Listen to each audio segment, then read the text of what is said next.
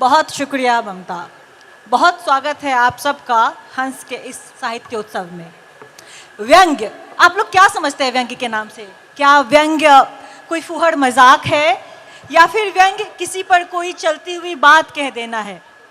जहाँ तक मेरी समझ है, मैं व्यंग्य को समाज की विद्रूपताओं को समझने का, लोगों को बताने का वह जरिया मानती हूँ जिसमें कोई बात ऐसे कही जाए कि होठों पर मुस्कुराहट आ जाए पर दिल में नश्तर सा चुभ जाए।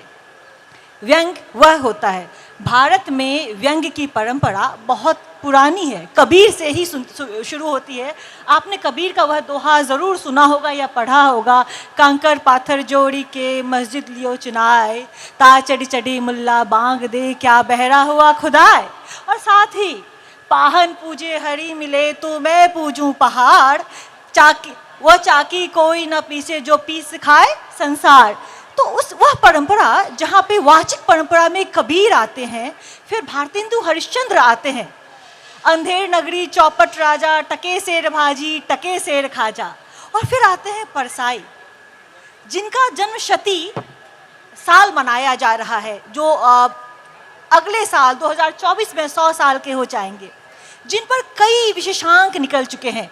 पत्रिकाओं के इतने विशेषांक निकल चुके हैं कि स्वयं परसाई जीवित होते तो कहते क्या मैं इतना गया बीता हो गया हूँ जो तुम लोग मुझ पर विशेषांक निकाल रहे हो, क्योंकि उनके अनुसार विशेषांक उन्हीं पर निकलते थे। दिन उन्हीं का खास होता था जो कमजोर होते थे, कभी भी दिन थानेदार का नहीं होता था। तो परसाई पर विशेषांक क्यों? खैर, परसाई क्या कहेंगे वह तो जन्नत वाले जाने, जन्नत में ही होंगे मुझे उम्मीद है। और मैं अधिक बोलूंगी तो फिर आप लोगों को लगेगा यही सारा बोल रही है, तो मैं ज्ञान चतुर्वेदी सर के पास जाती हूँ और उनसे अनुरोध करती हूँ कि सर मुझे बताएं, इन सालों में परसाई हुए और फिर हमारे पास शरद जोशी थे, पर अब कहाँ चला गया है व्यंग्य? हमारे पास प्रेम जन्मजय हैं, ज्ञान चतुर्वेदी हैं, आलोक पुराणिक हैं, राजीव निगम हैं, नए व्यंग्यकार कहाँ हैं? नया व्यंग्य कहाँ है? देखिए, हैं तो, और परसाई के ज़माने में भी 4 लोग लिखते थे कुल, ऐसा नहीं था कि हज़ारों लोग लिख रहे हैं। परसाई के हर ज़माने में, मैं व्यंग्यकार होने के नाते नहीं बोलता, मैंने हर भाषा में व्यंग्य को पढ़ा है और मान के चलता हूँ कि व्यंग्यकार हर भाषा में, चाहे आप अंग्रेज़ी में लें, अंग्रेज़ी में आज की तुलना में, आज अंग्रेज़ी भाषा तो बहुत समृद्ध है और बहुत लंबे समय से लिखा जा रहा है। अंग्रेज़ी में गिने चुने आप 10 आपकी उंगलियों पे नाम नहीं आ पाएंगे, इतने ही व्यंग्यकार रहे जिन्होंने कुछ लिखा है। एक ज़माने कविता है, कविता में जो लिखते हैं, एक समय में कविता में बहुत सारे बड़े नाम आपको मिल जाएंगे। व्यंग्य में एक परसाई का ज़माना ऐसा था जब शायद परसाई, शरद जोशी, रविन्द्रनाथ त्यागी और श्रीलाल शुक्ल और उधर लतीफ़ घोंगी और बहुत सारे लोग ऐसे थे। 5-6 लोग तो थे ऐसे जो गंभीरता से व्यंग्य में बाकायदा अपना जीवन जिन्होंने होम करने की ठानी थी। आज व्यंग्य में होम करने की ठानने वाले लोग नहीं हैं, लोग कैरियर बनाते हैं। आपको तय करना है कि आप कैरियर बनाने के लिए लिख रहे हैं, आप के अंदर वो व्यंग्य आपको बेचैन करता है कि आप लिखें। ये तो हर समय रहा है। वो व्यंग्य एक बहुत कठिन विधा है।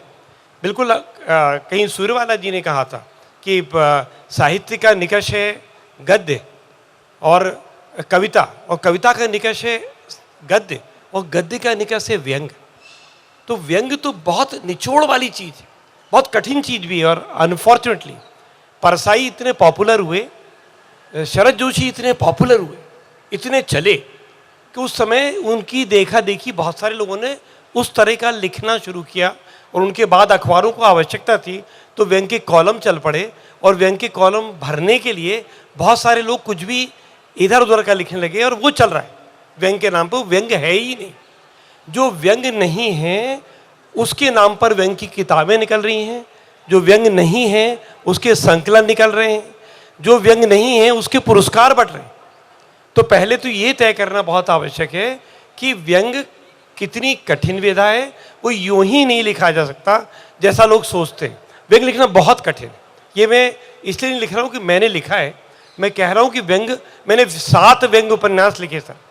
आप 7 व्यंग्य उपन्यास में आपसे एक लाइन व्यंग्य की आप लिख के देख लीजिए ना।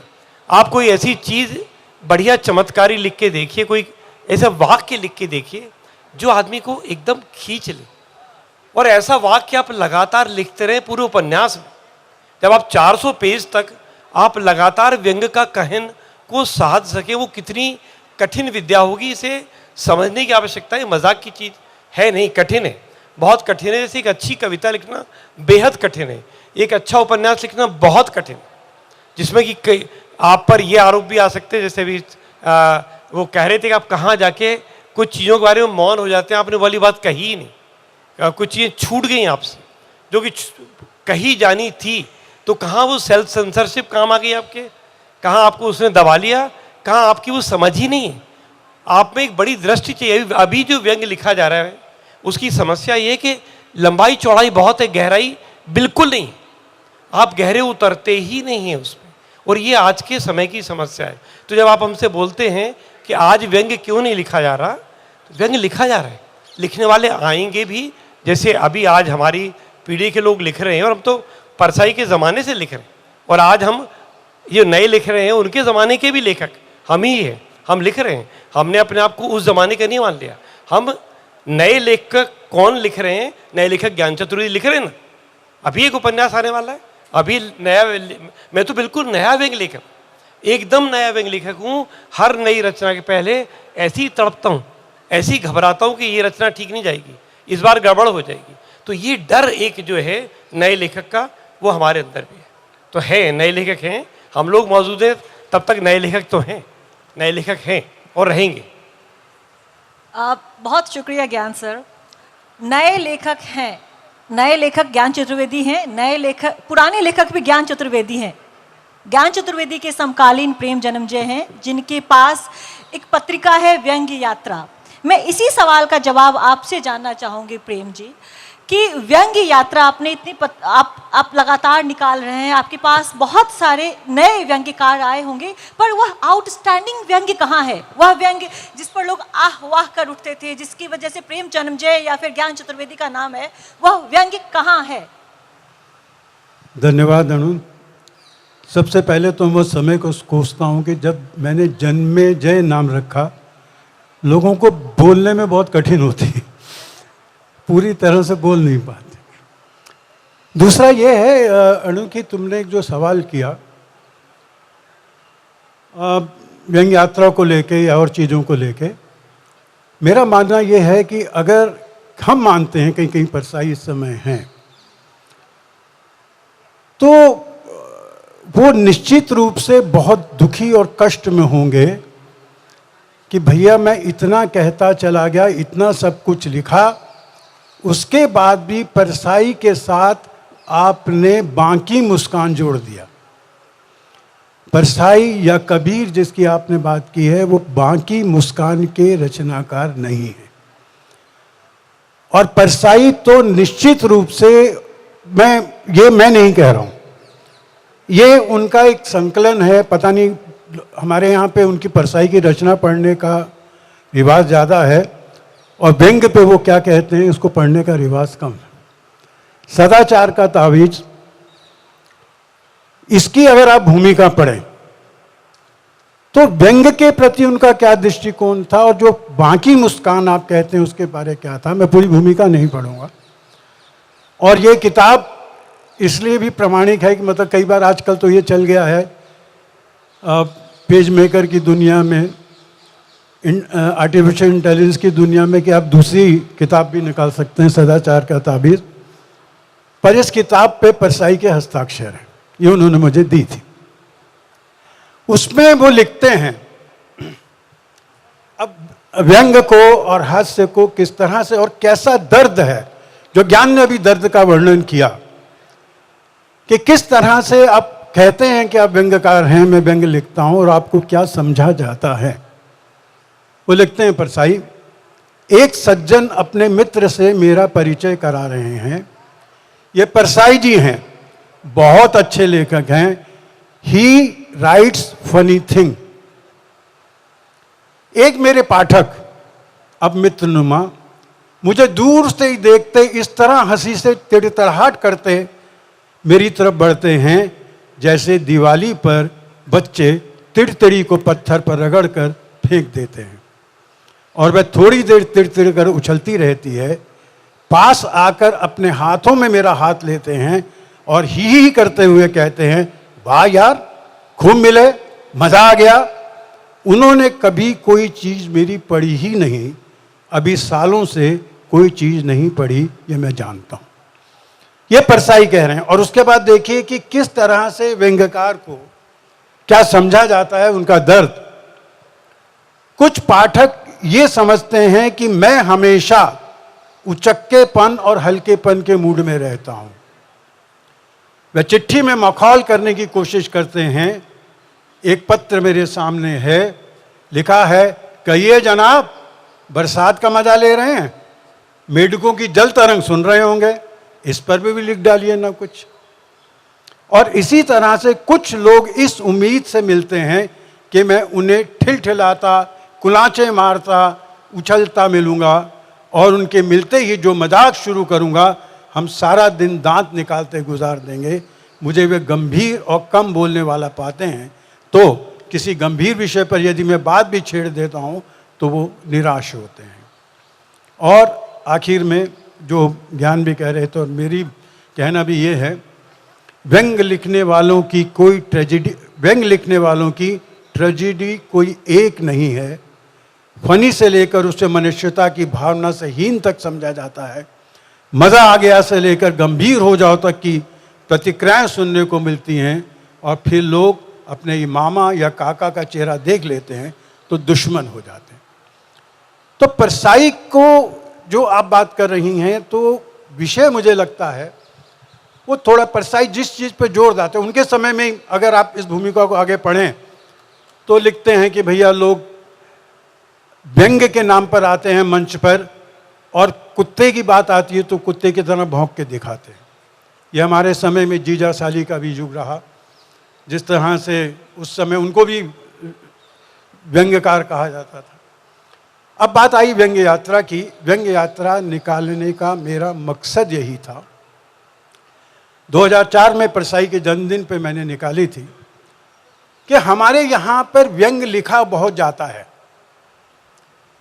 पर कैसा लिखा जा रहा है इस पे कोई चर्चा नहीं है, कहीं कोई बात नहीं होती। अगर आपसे मैं कहूं शरद जोशी की कोई किताब बताइए जो आलोचनात्मक किताब हो, एक किताब नहीं। अगर हैं तो मात्र जो है उन पर किए हुए कुछ थीसिस है। श्रीलाल शुक्ल पर एक हमने अंक निकाला था, एक आध किताब होगी।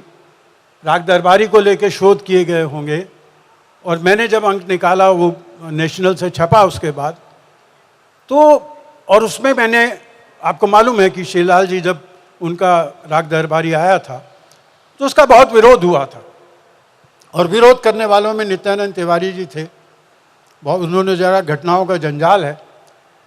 तब मैंने एक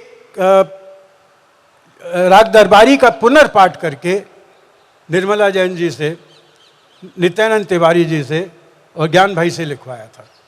उसमें उन्होंने माना, नित्यानंद तिवारी जी ने उसको समकक्ष माना मैलांचल के राग दरबारी को। तो उसको जब पढ़ा इन्होंने, श्रीलाल जी ने, और जब किताब आई तो उन्होंने कहा, प्रेम, इस किताब ने मुझे रिबिल्ड किया है। अब आप देखिए, उसकी प्रशंसा के लिए बहुत सारी चीज़ें थी पर उसमें आलोचनात्मक बहुत कम था। तो इसीलिए व्यंग विमर्श को केंद्रित करने के लिए मैंने पत्रिका निकाली, जिसका पहला अंक जो है वो व्यंग का मनोविज्ञान क्या होता है, दूसरा अंक था व्यंग में मिथकी प्रयोग क्या होते हैं, व्यंग का आलोचना शास्त्र क्या होता है। ये सारे सवालों पे बातचीत, व्यंग की भाषा क्या होनी चाहिए, क्योंकि हमारे यहाँ ये है व्यंग में। इस समय मैंने जनसत्ता में एक लेख भी लिखा था कि तू भी रानी मैं भी रानी, कौन भरेगा पानी। हर सभी जो है वो हैं, कोई पानी भरने का तैयार नहीं है, कुएं के मेढक बने हुए हैं, उसी में उछलते कूदते अपनी प्रतियोगिताएं करते रहते हैं, बाहर निकल के नहीं देखते। इसीलिए मैंने अभी एक अंक निकाला था, हम भी व्यंग की जबान रखते हैं। सिर्फ ISI मार्ग लोग व्यंग्यकार नहीं है जिन पर ठप्पा लिखा है। ममता कालिया भी व्यंग्यकार है, हजारी प्रसाद द्विवेदी का अगर आप पढ़े तो उन्होंने व्यंग लिखे हैं। इसी तरह से आप जो है नामवर सिंह को पढ़ें, उन्होंने व्यंग। तो व्यंग की एक खुली सोच के लिए मैंने इस पत्रिका को आरंभ किया था, और जिसमें फिर परसाई पे 180 पेज का, 170 पेज का विशेषांक निकाले, शिलाल जी पे निकाला मैंने, शरद जोशी पे निकाला, अन्य लोगों पे जो है वो विशेषांक, और हर तरह के, जैसे हम भी व्यंग की ज़बान रखते हैं, निकाला। तो ये मकसद, मूल ये था, जो मकसद मुझे आज साहित्य उत्सव में सफल होता नज़र आ रहा है कि हम हंस के बहाने से यहाँ पर व्यंग पर बातचीत कर रहे हैं, विमर्श कर रहे हैं।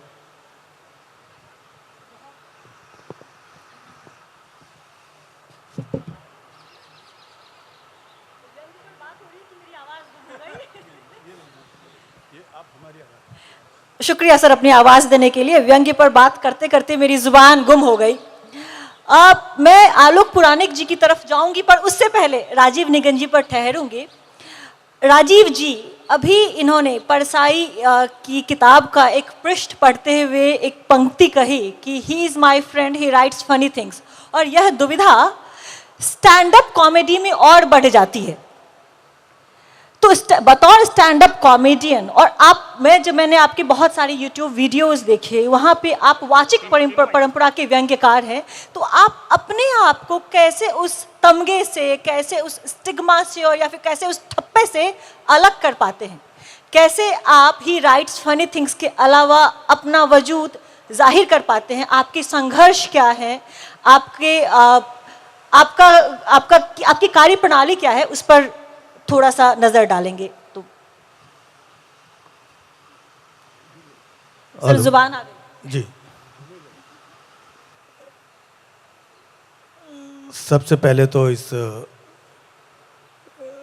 उत्सव में आए हुए सभी लोगों का स्वागत करता हूं, और ये शानदार उत्सव, ऐसे उत्सव कम से कम हमें तो देखने को नहीं मिलते हैं जल्दी जल्दी, तो इसलिए मैं बड़ा खुश भी हूँ, आनंदित भी हूँ, और मंच पर इतनी सारी महान विभूतियों के साथ बैठना, इनसे कुछ सीखना, ये अपने आप में एक बड़ी सुखद अनुभूति है। और बात व्यंग्य की होती है आज के दौर में, और तो जगह का, लोकेशन का भी बहुत फर्क पड़ता है। ऐसा मेरा मानना है कि जब मैं भोपाल जाता हूँ या जबलपुर जाता हूँ या और हिंदी बेल्ट में हमारे जो पुराने लोग हैं उनसे मिलता हूँ, तो हमारा सोचने का, बात करने का नज़रिया भी बदल जाता है। लेकिन जब मैं मुंबई में, जैसी संगत होती है, जब मैं टेलीविज़न पे काम करता हूँ, कुछ लिखता हूँ, तो एक समय था, मैं तकरीबन 25 वर्षों से लिख रहा हूँ और कई धारावाहिक सीरियल लिखे, तो जिन अच्छी पंक्तियों को लिख करके कभी वाहवाही मिला करती थी कि जो सीनियर कलाकार थे उस वक्त के, वो लोग पंक्तियाँ पढ़ते थे, चैनल के लोग थे, क्रिएटिव लोग थे, डायरेक्टर लोग थे, तो कहते थे यार कमाल की पंक्ति लिखी है, हौसला मिलता था और अच्छे कुछ लिखने की कोशिश करते थे। लेकिन बदलते बदलते दौर ऐसा आ गया कि मैं, फिर भी आदत होती है तो मैं अपने टीवी कार्यक्रमों में भी हंसी के साथ साथ व्यंग्य का पुट, जितना हमें गुंजाइश होती तो थोड़ा बहुत रखता था मैं। तो ऐसा हुआ कि मैं अपना व्यंग करता रहता था, बाकी लोग उछल कूद कॉमेडी, तो पीठ पीछे ऐसी बात हुआ करती थी कि कुछ कलाकार थे कि आकर के, वो तो इंग्लिश में बोलते थे, इंग्लिश में भी नहीं बोल पाते थे, ये तो राजीव निगम स्टायर करता है, कॉमेडी करके दिखाओ, ये तो आगे व्यंग कर देता है, ताली बज जाती है ये। तो वहां पर जगह नहीं थी, ये था कि यहां पर हास्य हास्य हास्य जो भी है। बट जैसी अपनी यात्रा होती है, जिन लोगों के साथ उठना बैठना, जैसी परवरिश थी हमारी, तो वो खालिस हास्य मुझे अंदर से झकझोरता था कि जिसमें कोई गहरा पन्ना हो, पैना पन्ना हो, कोई बात ना हो समाज की, या कोई एक ऐसी बात जो हम लोगों तक ना पहुंचा पाए इतने बड़े मंच के माध्यम से भी। तो अच्छा, तो मैं व्यंग्य का अपना एक थोड़ा थोड़ा रखता था, लेकिन धीरे धीरे टेलीविज़न पे जो भी मैं स्क्रिप्ट लिखता था या परफॉर्म भी करता था, व्यंग्य के पूरे रास्ते बंद हो गए कंप्लीटली, कि ये नहीं चलेगा, ये नहीं हो सकता है। तो जब ये नहीं हो सकता है तो मैंने वैसे ही अपने लिए कुछ कुछ लिखना शुरू किया। मंचों पे जाता था, वहाँ सुनाता था। कई मंच पे भी लोग वो हंसी और उसके लिए बुलाते थे, तो वहाँ पर भी इतनी ऐसी व्यवस्था नहीं होती थी कि मैं व्यंग्य के कुछ छोटे टुकड़े वहाँ तक पहुँचा पाऊँ। तो मेरे लिए बड़ा संघर्ष रहा। फिर जब ये माध्यम आ गए यूट्यूब के ऐसे प्लेटफॉर्म जहाँ पर हम अपनी बात को रिकॉर्ड करके अपने चैनल पे डालते हैं और वो लोगों तक पहुँचती है, तो जो चैनल्स और ये जो कॉमर्शियल लोग थे, इनकी सोच समझ के मुताबिक कि व्यंग्य का बाजार नहीं है और ये बाजारू लोग हैं, ये अपना माल, अपना शो, अपनी चीज़ें ये बेचते हैं और पैसे कमाते हैं। तो उनको ये लगता था कि ये चीज़ बिकेगी नहीं, इससे हमारा शो पास नहीं होगा और बहुत ज़्यादा हमें रेवेन्यू नहीं आएगा। लेकिन इन सारी चीज़ों को भी छुटलाया, क्योंकि एक साथ जब वहाँ पर हम अपने शोज में परफॉर्म करते थे, 4 लोग परफॉर्म करते थे, लेकिन जब मेरा कोई व्यंग्य का टुकड़ा आता था तो उस दरमियान जो टीआरपी का एक चार्ट होता था, उससे सब कुछ पता चल जाता था कि हिंदुस्तान में और विदेशों तक में अभी भी बहुत सारे ऐसे लोग हैं जो इसको सुनना चाहते हैं और इसको समझते हैं और इसको एंजॉय करते हैं। तो बहुत संघर्षों के साथ बचते बचाते, अपना कॉमर्शियल काम भी करते हुए, मंच का माहौल देख करके 2 बातें जहाँ पर मैं 4 बातें या 6 बातें कह सकता था, 8 बातें कह सकता था, तो वहाँ पर समय निकाल करके हंसी मजाक की बातें करते हुए हमने 2 बातें कर दी, 1 बात कर दी। कहीं पर मौका नहीं मिला तो नहीं की, फिर यूट्यूब पे मौका मिल गया या लेखन के माध्यम से। तो ऐसे बचते बचाते, क्योंकि वो विधा इतना देखा, मन को चोटता है कभी कभी जब सर को पढ़ता हूँ, परसाई जी को पढ़ता हूँ, जोशी जी, तो ऐसा लगता है कि आज क्यों नहीं, अब क्यों नहीं। तो एक प्रयास करता हूँ अपनी तरफ से, और जो छोटा मोटा प्रयास होता है तो जब प्रतिसाद मिलता है उसका, तो हिम्मत और हौसला बढ़ती है। बहुत ही कमाल के प्रयास होते हैं आपके, और आपके बहुत सारे शायदाई हैं यहाँ पर। आलोक जी, मैं आपकी तरफ आऊँगी और 2 सवाल है। पहला सवाल यह है कि कॉमेडी और व्यंग्य क्या दोनों एक ही हैं या फिर दोनों अलग हैं? दोनों के बीच में संबंध क्या है? और अचानक से व्यंग्य की जगह कॉमेडी के आने की कोई और वजह क्या हो सकती है, उसके अलावा जो राजीव जी ने बताया?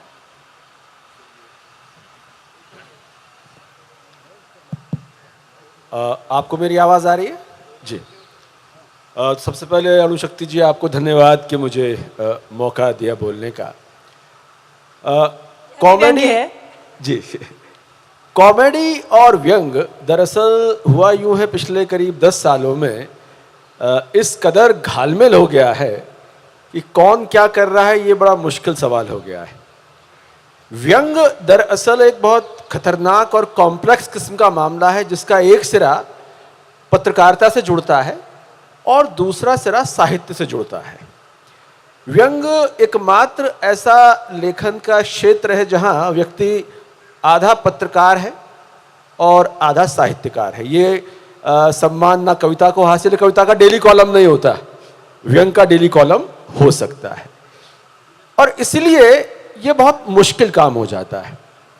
जैसे कि ज्ञान जी ने अपने मुंह से बताया, मेरे पास भी कई लोग आते हैं कि सर व्यंग कैसे लिखे, तो मैं कहता हूं कि जदुनाथ सरकार का सारा हिस्ट्री वाला काम पढ़ लो, पीपल्स पब्लिशिंग हाउस के हिस्ट्री पे 11 वॉल्यूम है उसे पढ़ लो, भारतीय विद्या भवन के 12 वॉल्यूम है उसको पढ़ लो, कार्ल मार्क्स की 3 किताबें पढ़ो, 3 इकोनॉमी की और 5 टेक्नोलॉजी की, हम फिर बात करेंगे व्यंग कैसे लिखेंगे। तो वो कहता है सर कितना पढ़ेंगे तो लिखेंगे कब? तो मैं कहता हूं परसाई को जो हम 50 साल बाद याद करते हैं, उसका रीजन ये था कि परसाई जी पढ़ते बहुत थे। परसाई जी का लेख आप आज पढ़ें तो परसाई जी तब बताते हैं कि संयुक्त राष्ट्र अमेरिका, संयुक्त राष्ट्र संघ, रशिया के कनेक्शंस क्या हैं, फाइनल डिटेल्स क्या हैं, कम्युनिज्म के 4 अलग अलग वेरिएशंस क्या हैं, समाजवाद और साम्यवाद का फर्क क्या है, जयप्रकाश नारायण क्यों बहुत फ्रॉड किस्म के नेता हैं, विनोबा भावे क्यों चोर किस्म के नेता हैं। ये सारी चीजें आप लगातार जब पढ़ते हैं तो आपको समझ में आता है। मैं आखिर में नए लोगों से कहता हूं कुछ मत पढ़ो, 50 साल में परसाई जी का लिखा हुआ सारा कुछ पढ़ लो और आर के लक्ष्मण के सारे कार्टून देख लो, ये 50 साल की पॉलिटिक्स इकोनॉमिक्स हमको समझ में आ जाती है। लेकिन सर दिक्कत क्या है, अब उतना भी पढ़ने की तैयारी नहीं है। तो सर आफत यह है कि कुछ चीजें चलती हैं साइंस से, जितना आप डीप में जाओगे उतना आप ऊपर जाओगे, वरना बॉन्साई पौधा होता है जापान का, जड़ें आप काट दो तो बहुत ज्यादा नहीं बढ़ता। आपको बहुत पढ़ना है। और मैं कोई ये आत्मश्लाघा या कोई आत्मवंचना से नहीं कह रहा हूं, लेखन के क्षेत्र में व्यंग वो क्षेत्र है जहां आपको वाकई बहुत पढ़ना है। Politics, economics, sociology, history, world history सब कुछ पढ़ना है। तो वो डेप्थ आती है जो हमको परसाई जी में दिखती है, वो डेप्थ आती है जो शीलाल शुक्ल जी में दिखती है। शीलाल शुक्ल जी का राग दरबारी आप जब पढ़ते हैं तो आपको उसमें कई तरह के उस तरह के रेफरेंसेस आते हैं जो एक बहुत ही बहुपठित व्यक्ति दे सकता है। तो उतना पढ़े बगैर अगर हम व्यंग में अटेम्प्ट करेंगे, करने को तो कर सकते हैं, आप खुद को व्यंगकार मान सकते हैं, मैं खुद को ब्रह्मांड का सर्वश्रेष्ठ व्यंगकार मान सकता हूं, लेकिन इस बात के लिए मारधाड़ आपके साथ नहीं कर सकता कि आप भी मुझे मान लो। आप मुझे तब मानोगे जब मेरा कोई काम आपको छुएगा। मेरा बहुत साफ मानना है कि ये चिंता जो आप कर रही हैं कि व्यंगकार नहीं होते, ये एक तरह का षड्यंत्र है। हर 10 साल में सीनियर लोग ये चलाते हैं कि हम जो लिख गए वो लिख गए, नहीं तो कुछ नहीं लिख रहे। ऐसा कुछ नहीं है सर, ऐसा कुछ नहीं है। हर दौर में नया लिखा जा रहा है, बढ़िया लिखा जा रहा है, लेकिन वक्त की छलनी के पार वो ही काम जाएगा जिस काम के पीछे श्रम है, अध्ययन है, मनन है, चिंतन है और दृष्टि है। 50 उपन्यास व्यंग के और तमाम हमारे सामने आए, लेकिन ज्ञान जी का काम हमें आउटस्टैंडिंग क्यों लगता है कि ज्ञान जी के काम में आपको लगता है कि एक वो बात कह रहे हैं जो हमको छूती है। सर ये क्रिएटिव काम में आप कोई फौजदारी या लड़ झगड़ के रिकॉग्निशन अर्न नहीं कर सकते कि यार तूने मेरे को भी पढ़ना है, मेरे को भी बात करनी है। तो मुझे क्या लगता है कि सर ये काम ऐसा है कि ये बहुत गहराई वाला काम है। अब दिक्कत इसके साथ क्या हो गई है, घपला इसमें क्या हो गया है कि काम तो आपका बहुत गंभीर है और बाहर आपका परसेप्शन यह है कि आप बहुत अगंभीर किस्म वाला काम कर रहे हो। तो नॉर्मली क्या होता है, एक पॉइंट के बाद व्यंगकार खुद को भी बहुत नॉन सीरियस तरह से लेना शुरू कर देता है। पढ़ाइयां कम, चिंतन कम, बल्कि मैं कहता हूं कि व्यंगकार को तो किसी गोष्ठी में जाना नहीं चाहिए, टाइम वेस्टेज है। 4 घंटे आओ, 5 घंटे जाओ, भाई कुछ और पढ़ लो। तो गोष्ठी में जाना बंद कीजिए, लिखाई पढ़ाई ढंग से कीजिए। आई एम 100% श्योर कि जो ऑडियंस आपको परसाई वाला सम्मान परसाई को देती थी वो आपको भी देगी। दूसरी बात, कॉमेडी और व्यंग का बड़ा फर्क यह है, कॉमेडी का प्राथमिक उद्देश्य होता है या एकमात्र उद्देश्य होता है हंसाना। हंसाने की 50 तरकीबें मैं आपके सामने एक एक्ट परफॉर्म कर सकता हूं। यहां स्टैंड अप कॉमेडी में खुलेआम गाली गलौज, मां बहन की भाषा का इस्तेमाल होता है, वो बड़ी ऑडियंस को हंसाती है, आपको हंसा सकते हैं। कपिल शर्मा के शो में आप एक अविवाहित बुआ जी को लाके 50 तरह का प्रेजेंटेशन दे सकते हैं, लेकिन यह काम व्यंग वाला काम नहीं है। व्यंग मेरी दृष्टि में व्यंग is creative portrayal of contradictions. मुझे अंग्रेजी भी आती है ना, ये बताना चाह रहा था मैं। विसंगतियों का रचनात्मक चित्रण, इसमें आपको हंसी आ भी सकती है, नहीं भी आ सकती है। व्यंग में हंसी आ भी सकती है और नहीं भी आ सकती है। व्यंग का बहुत बड़ा हिस्सा ऐसा है जो बहुत बड़ा व्यंग है और हंसी नहीं आती, लेकिन उसे आप ये नहीं कह सकते कि व्यंग नहीं। और दूसरा एक्सट्रीम ये है कि ये भी नहीं कह सकते कि जब हंसी नहीं आएगी तभी व्यंग मानेंगे। तो ये मसला ये है कि आपको एक बैलेंस लेके चलना है कि आपको अपनी बात कहनी है। अब परसाई को पढ़ के हंसी आती है ये अलग बात है, लेकिन परसाई आपको हंसाने के लिए लिखते हैं, ये बात बिल्कुल ठीक नहीं है। परसाई की बात पढ़ के आपको हंसी आ रही है, उनके पास क्रिएटिव पोर्ट्रेल ऑफ कंट्राडिक्शंस, इसलिए कि उनके पास वो निगाह की चीजें देख के समझ में आ जाती है। अगर आपके पास वो हुनर नहीं है तो फिर आप इस बात पे हंसाओगे कि भाई वो बुआ जी की शादी 55 साल तक नहीं हुई, इसके बाद वो तमाम मर्दों को लाइन मारती हैं, उससे भी हंसी आती है। और साहब वो इतनी बड़ी हंसी आती है कि व्यंगकार के सामने चैलेंज ये हो जाता है कि जब भी आप काम मांगने जाओ मार्केट में तो कहते हैं साहब कुछ वैसा लिख के लाओ। अब आफत ये है कि भाई ये मेरा चुनाव है, ये मेरा चुनाव है, मैं शिकायत नहीं कर रहा, ये मेरा चुनाव है कि मुझे मार्केट में सन्नी लियोनी बनना है, निरूपा राय बनना है या हेलेन बनना है, ये मेरा चुनाव है। और जो चुनाव मैं लेकर चल रहा हूं उस पर शिकायत करना मुझे बनता नहीं है। अगर मुझे सन्नी लियोनी बनना है तो वो बन जाऊं मैं, लेकिन मैं ये ना करूं कि मुझे रहना यहां है और दिखना वहां जैसा है। तो प्रिसाइज डिफरेंस ये है कि कॉमेडी का प्राइमरी उद्देश्य हंसाना है, व्यंग का उद्देश्य आपको रचनात्मकता के जरिए समाज की विसंगतियों को सामने रखना है। वो हंसा भी सकता है और नहीं भी हंसा सकता है, ये फंडामेंटल डिफरेंस। बहुत शुक्रिया सर। ज्ञान जी, मैं आपके पास आऊंगी फिर से, और मैं आलोक जी से लिंक लेते हुए मैं आपसे पूछना चाहूँगी कि जब व्यंग्य रचनात्मक अभिव्यक्ति है विद्रूपताओं की, विसंगतियों की, तो उस अभिव्यक्ति के खतरे क्या हैं? क्या व्यंग्यकार होना बहुत आसान है, होकर बहुत आसानी से समाज में जीना है, या फिर तमाम सरकारी खतरों को झेलना है? क्या यही तो एक वजह नहीं है कि व्यंग्य अचानक से गायब हो गया है पिछले कुछ सालों से?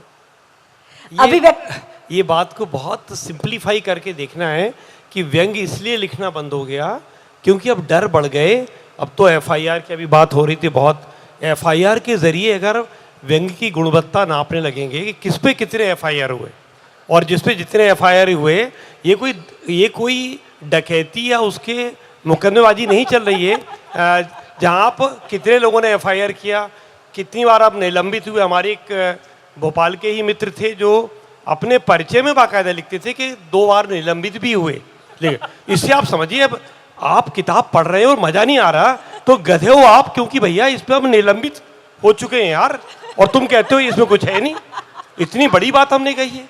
तो ये चीजें हैं कि कितने डरों से मेरा गला बैठा हुआ है, इसलिए जरा खुल के बोल नहीं रहा, पर वैसा खुल के बोलने की बात नहीं कर रहा जैसा भी मृदुला जी के साथ हो रहा था कि कहाँ कितना खुल के और कितना ना खुल के।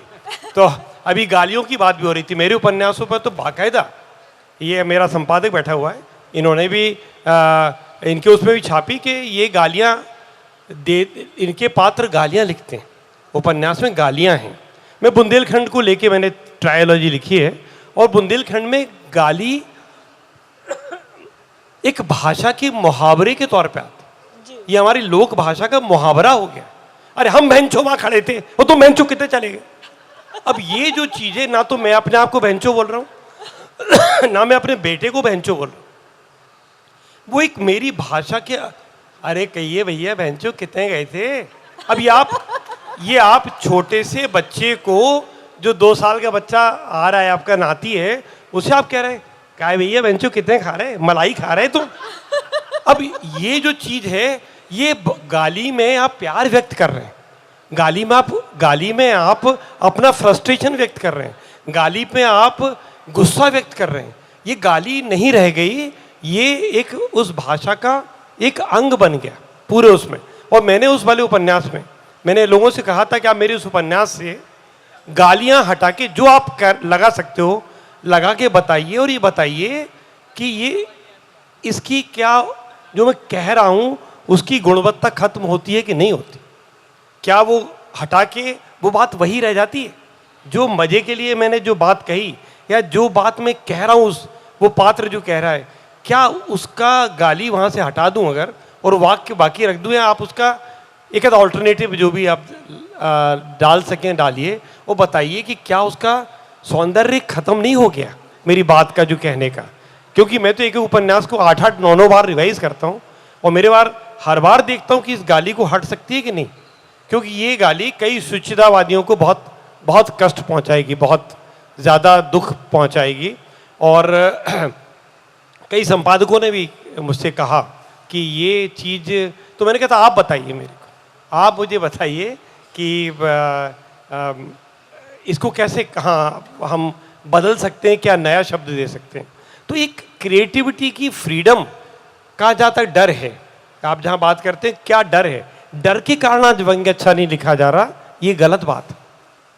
व्यंग्य में जैसे इन्होंने कहा कि व्यंग्य एक निश्चित दृष्टि का आपका एक आपसे मांग करता है, और दृष्टि यूँ नहीं आई थी कि एक दुकान पे गए और आप कुछ दृष्टि खरीद लाए, या आपने किताब पढ़ ली और दृष्टि खरीद ली।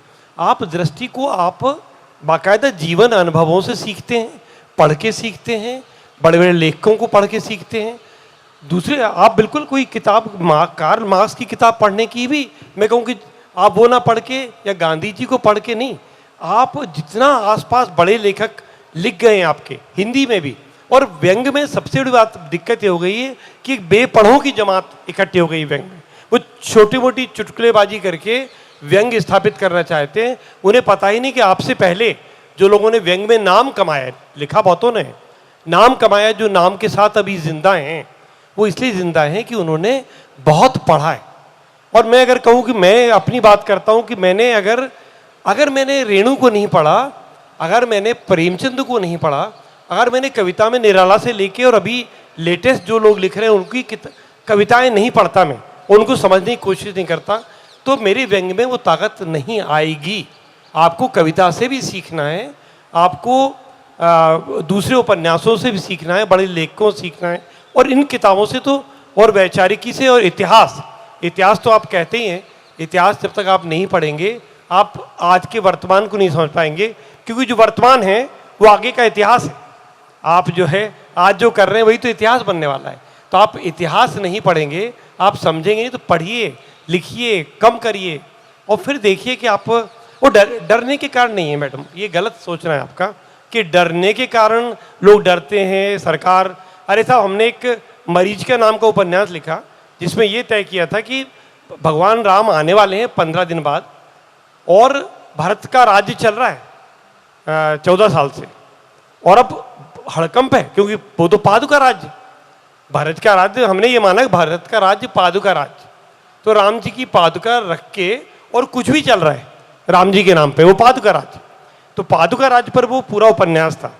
तो मैंने नरेंद्र कोहली जी जो रामकथा विशेषज्ञ थे, उनसे मैंने कहा कि सर मैं इस पे एक लिखना चाहता हूँ।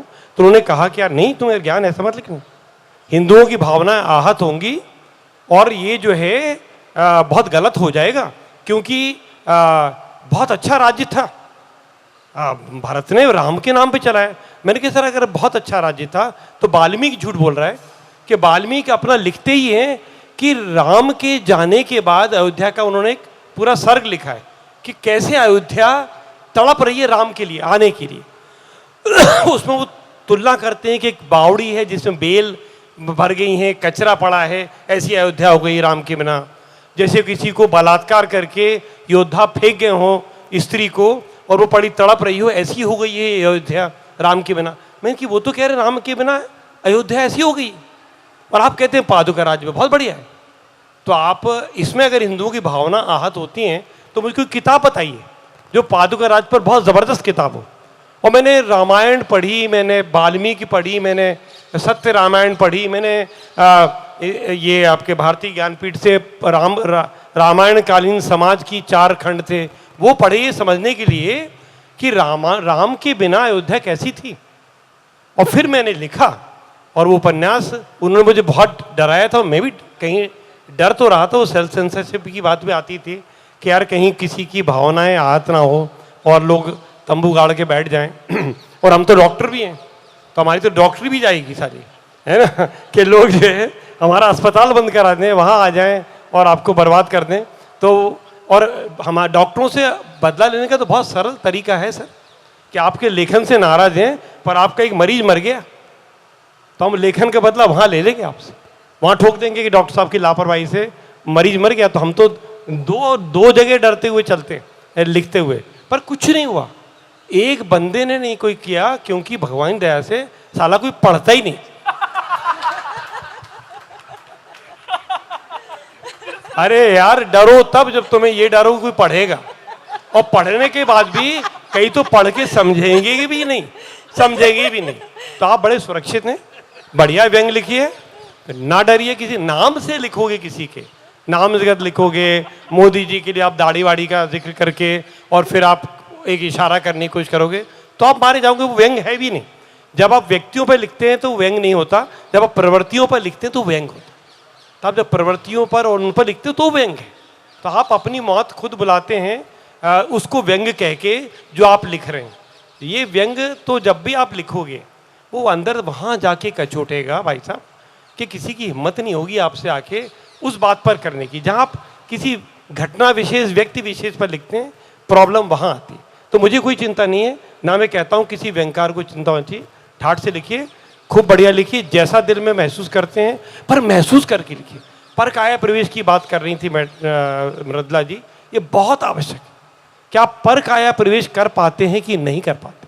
एक उपन्यास में अगर 20 पात्र हैं, अभी देखिए एक और बात में यहाँ देखिए विज्ञापन कर रहे हैं अपना, तो हम भी करते हैं, इन्होंने अपनी उसका किया कि पत्रिका का किया, हम बता रहे हैं कि हमने व्यंग्य को किस दिशा में और ले जाना चाहिए। व्यंग्य की नसबंदी हो गई, अब कोई नया व्यंग्यकार पैदा नहीं होगा, क्योंकि परसाई के समय एक चला है नसबंदी अभियान और सब खत्म हो गया। तो ये तो अब हमें आगे क्या पर व्यंग्य कहाँ जाए यहाँ से?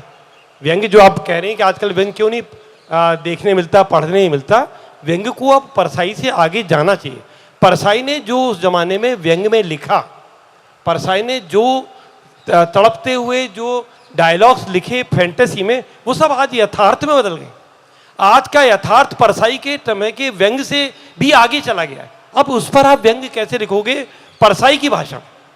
अब परसाई से आपको आगे जाना ही होगा, तो हमें फिर दूसरे माध्यम भी तलाशने होंगे। यूट्यूब तब था नहीं परसाई के समय, आज है, तो हमें क्यों नहीं यूट्यूब को इस्तेमाल करना? ज्ञान सर, मैं मैं एक समय खराब हो रहा है क्या? नहीं खराब नहीं हो रहा सर, खराब तो होता ही नहीं है। तो मैं कह रहा हूं कि हमें कहीं चीजों को और आगे ले जाना। जैसे मैंने फिल्म लिखना शुरू, मैं भी यहाँ आया हूँ, तो मैं एक फिल्म की शूटिंग मेरी थी इलाहाबाद में, जिसको मैंने लिखा है, और वो अशोक चक्रधर के भाई साहब ने, एक अरविंद बब्बल करके बहुत NSD के हैं और काफ़ी बड़े प्रोड्यूसर हैं, उनने लिखवाई। वो जरा सा लिख के लाए थे, और वो मेरी स्क्रिप्ट नसरुद्दीन शाह से लेके और बहुत सारे हाथों में गई, परेश रावल से लेके, हर एक ने उस स्क्रिप्ट की बहुत तारीफ की, और उसमें निहित व्यंग्य की तारीफ की कि क्या व्यंग्य लिखा है। और व्यंग्य की किताब, वो बड़ी चीज़ है कि व्यंग्य की वो स्क्रिप्ट नहीं है, वो आपसी संबंधों की स्क्रिप्ट है जिसमें व्यंग्य आया है। तो व्यंग्य को अपने को राजनीतिक दायरे से, तात्कालिक घटनाओं के दायरे से, इससे जब तक बाहर नहीं आएगा व्यंग्य, वे अगर व्यंग्य आज व्यक्तिगत संबंधों पर, पारिवारिक संबंधों पर, प्रेम पर, इन पर नहीं लिखा जा रहा, तो ये व्यंग्य की कमजोरी नहीं है, ये व्यंग्यकार की कमजोरी है। व्यंग्यकार से बन नहीं रहा कि हम व्यंग्य को वहां तक ले जाएं। व्यंग्य में ताकत है कि व्यंग्य, हर कहानी व्यंग्यात्मक लहजे से कही जा सकती है।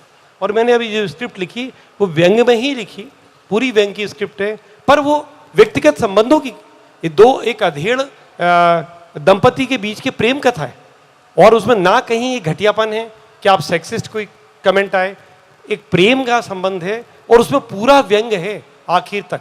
ये जो चीज़ें हैं, हमें व्यंग्य को वहाँ से अब आगे ले जाना है, जो व्यंग्य की पहचान एक ज़माने में कॉलम राइटिंग से बन गई, ये मैं कहना चाहता हूँ। तब जाके व्यंग्य वहाँ आएगा जहाँ पे शिकायत नहीं करेंगे कि आजकल व्यंग्य देखने नहीं मिलते। मैं आज के बाद कभी शिकायत नहीं करूंगी, अब तो परसाई भी शिकायत नहीं करेंगे, वो भी कह रहे होंगे कैसे व्यंग्यकार इकट्ठे हुए हैं मेरे नाम पर, मुझे ही खारिज किए जा रहे हैं। खैर, आपकी बातों से बहुत सारी बातें, बहुत सारे सवाल मेरे मन में कुलबुला रहे हैं, पर एक साथ सारे नहीं पूछ सकती हूँ, तो 2 सवालों को मिला दे रही हूँ मैं। आपकी व्यंग्य यात्रा लंबी यात्रा है, किताब पत्रिका भी है लंबी, और आपकी अपनी यात्रा भी लंबी है।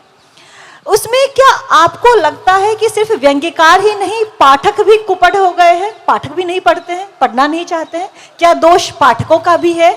और उन्होंने सेक्सिस्ट की बात की, साथ ही एक रेफरेंस लेकर के आए, जैसे बलात्कार करके स्त्री को फेंक दिया गया है, तो इस व्यंग्य में स्त्री कहाँ ठहरती है? क्या वह सिर्फ एक ऑब्जेक्ट है या फिर वह सब्जेक्ट है? पहले तो जो व्यंग्य यात्रा के लिए तुमने कहा कि पढ़ते भी हैं, तो मैं आपको बताऊं कि उसका प्रिंट ऑर्डर, जो प्रिंट हमारा जो होता है 2500 कम से कम है, और नॉट नल पे अभी पिछली बार पूरे वर्ष की हमें जो रॉयल्टी वहाँ से आई है वो 3000 रुपये आई है, जबकि वहाँ पे 15 रुपये उसकी कीमत है। पढ़ते हैं, और सिर्फ व्यंग्य के लोग नहीं पढ़ते हैं, दूसरी विधाओं के भी पढ़ते हैं। दूसरी बात मैं ये कहना चाहूँगा कि अभी बात हो रही थी कॉमेडी की, और उस चीज़ को मुझे उस पर चार्ली चैपलिन का एक वाक्य याद आया, जो उसने ज़िंदगी के बारे में कहा कि ज़िंदगी दूर से देखने में कॉमेडी लगती है, पास से देखने में ट्रेजेडी है। यही व्यंग्य की ट्रेजेडी है, यही व्यंग्य के साथ है कि दूर से देखने में आप उसको जो है हास्य व्यंग उस हास्य के साथ जोड़ते हैं, और हास्य व्यंग शब्द ऐसा है जिसको मन भाई बहन की तरफ बना दिया कि उसके बिना दूसरे का गुजारा नहीं चलता। दूसरी बात यह है कि बहुत मतलब बातें हैं, आपने बहुत सारे सवाल किए, बहुत कुछ कहने को है, पर मैं थोड़ा अनुशासन में जाके बात करूँगा। अभी बात हुई थी व्यंग को लेकर, तो मेरा मानना यह है कि व्यंग जो है अगर उसमें विरोध और चुभन नहीं है तो वो व्यंग नहीं है। जितना विरोध होगा, जितनी चुभन होगी, उतना ही बढ़िया वो व्यंग होगा। तीसरी बात यह है कि मेरा मानना यह है विसंगत समय, इस समय भी विसंगत समय है, इसमें विरोध रचनाकार को खासकर नपुंसक होने से बचाता है। अगर आपके अंदर विरोध का स्वर है तो निश्चित रूप से कहीं आप अपने आप को मानते हैं कि मैं समाज के कुछ चीज़ का विरोध कर सकता हूँ। हम जानते हैं छोटा सा कीड़ा भी होता है, अगर आपका पाँव पड़ जाए तो वो काट लेता है। हम उस कीड़े से बदतर तो नहीं हैं कहीं। तीसरी बात हो रही थी विरोध की, जो बात कर रहे थे कि उसने कहा कि कोई पढ़ता भी है कि नहीं पढ़ता है। मेरे साथ भी 2-3 घटनाएं हैं इस तरह की कि 1921 में इप्टा ने छतरपुर में एक नाट्य समारोह किया, व्यंग्य नाट्य समारोह था, और 40 के करीब लोग वहाँ पर आए, जिसमें एक मेरा नाटक भी भोपाल के संस्था लेकर आई। अगले दिन इंडियन एक्सप्रेस में खबर छपी कि 2 नाटकों का, जात ही पूछो साधु की और बेशर्ममेव जयते, मेरे नाटक का नाम था बेशर्ममेव जयते, इन दोनों का विरोध वहाँ के जो लोग करेंगे विरोध, आप जानते हैं किन लोगों ने किया। डीएम के पास पहुँच गए, बोले कि अगर ये नाटक हो गए तो हम आग लगा देंगे, या आप इन नाटकों को मत कीजिए। तो उन्होंने, इप्टा वालों ने उन्होंने कहा कि भैया आप पढ़ तो लीजिए, इसमें है क्या, सिर्फ नाम के खातिर। और इप्टा ने पूरा समारोह रद्द कर दिया, नाटक ड्रॉप नहीं किए, विरोध है।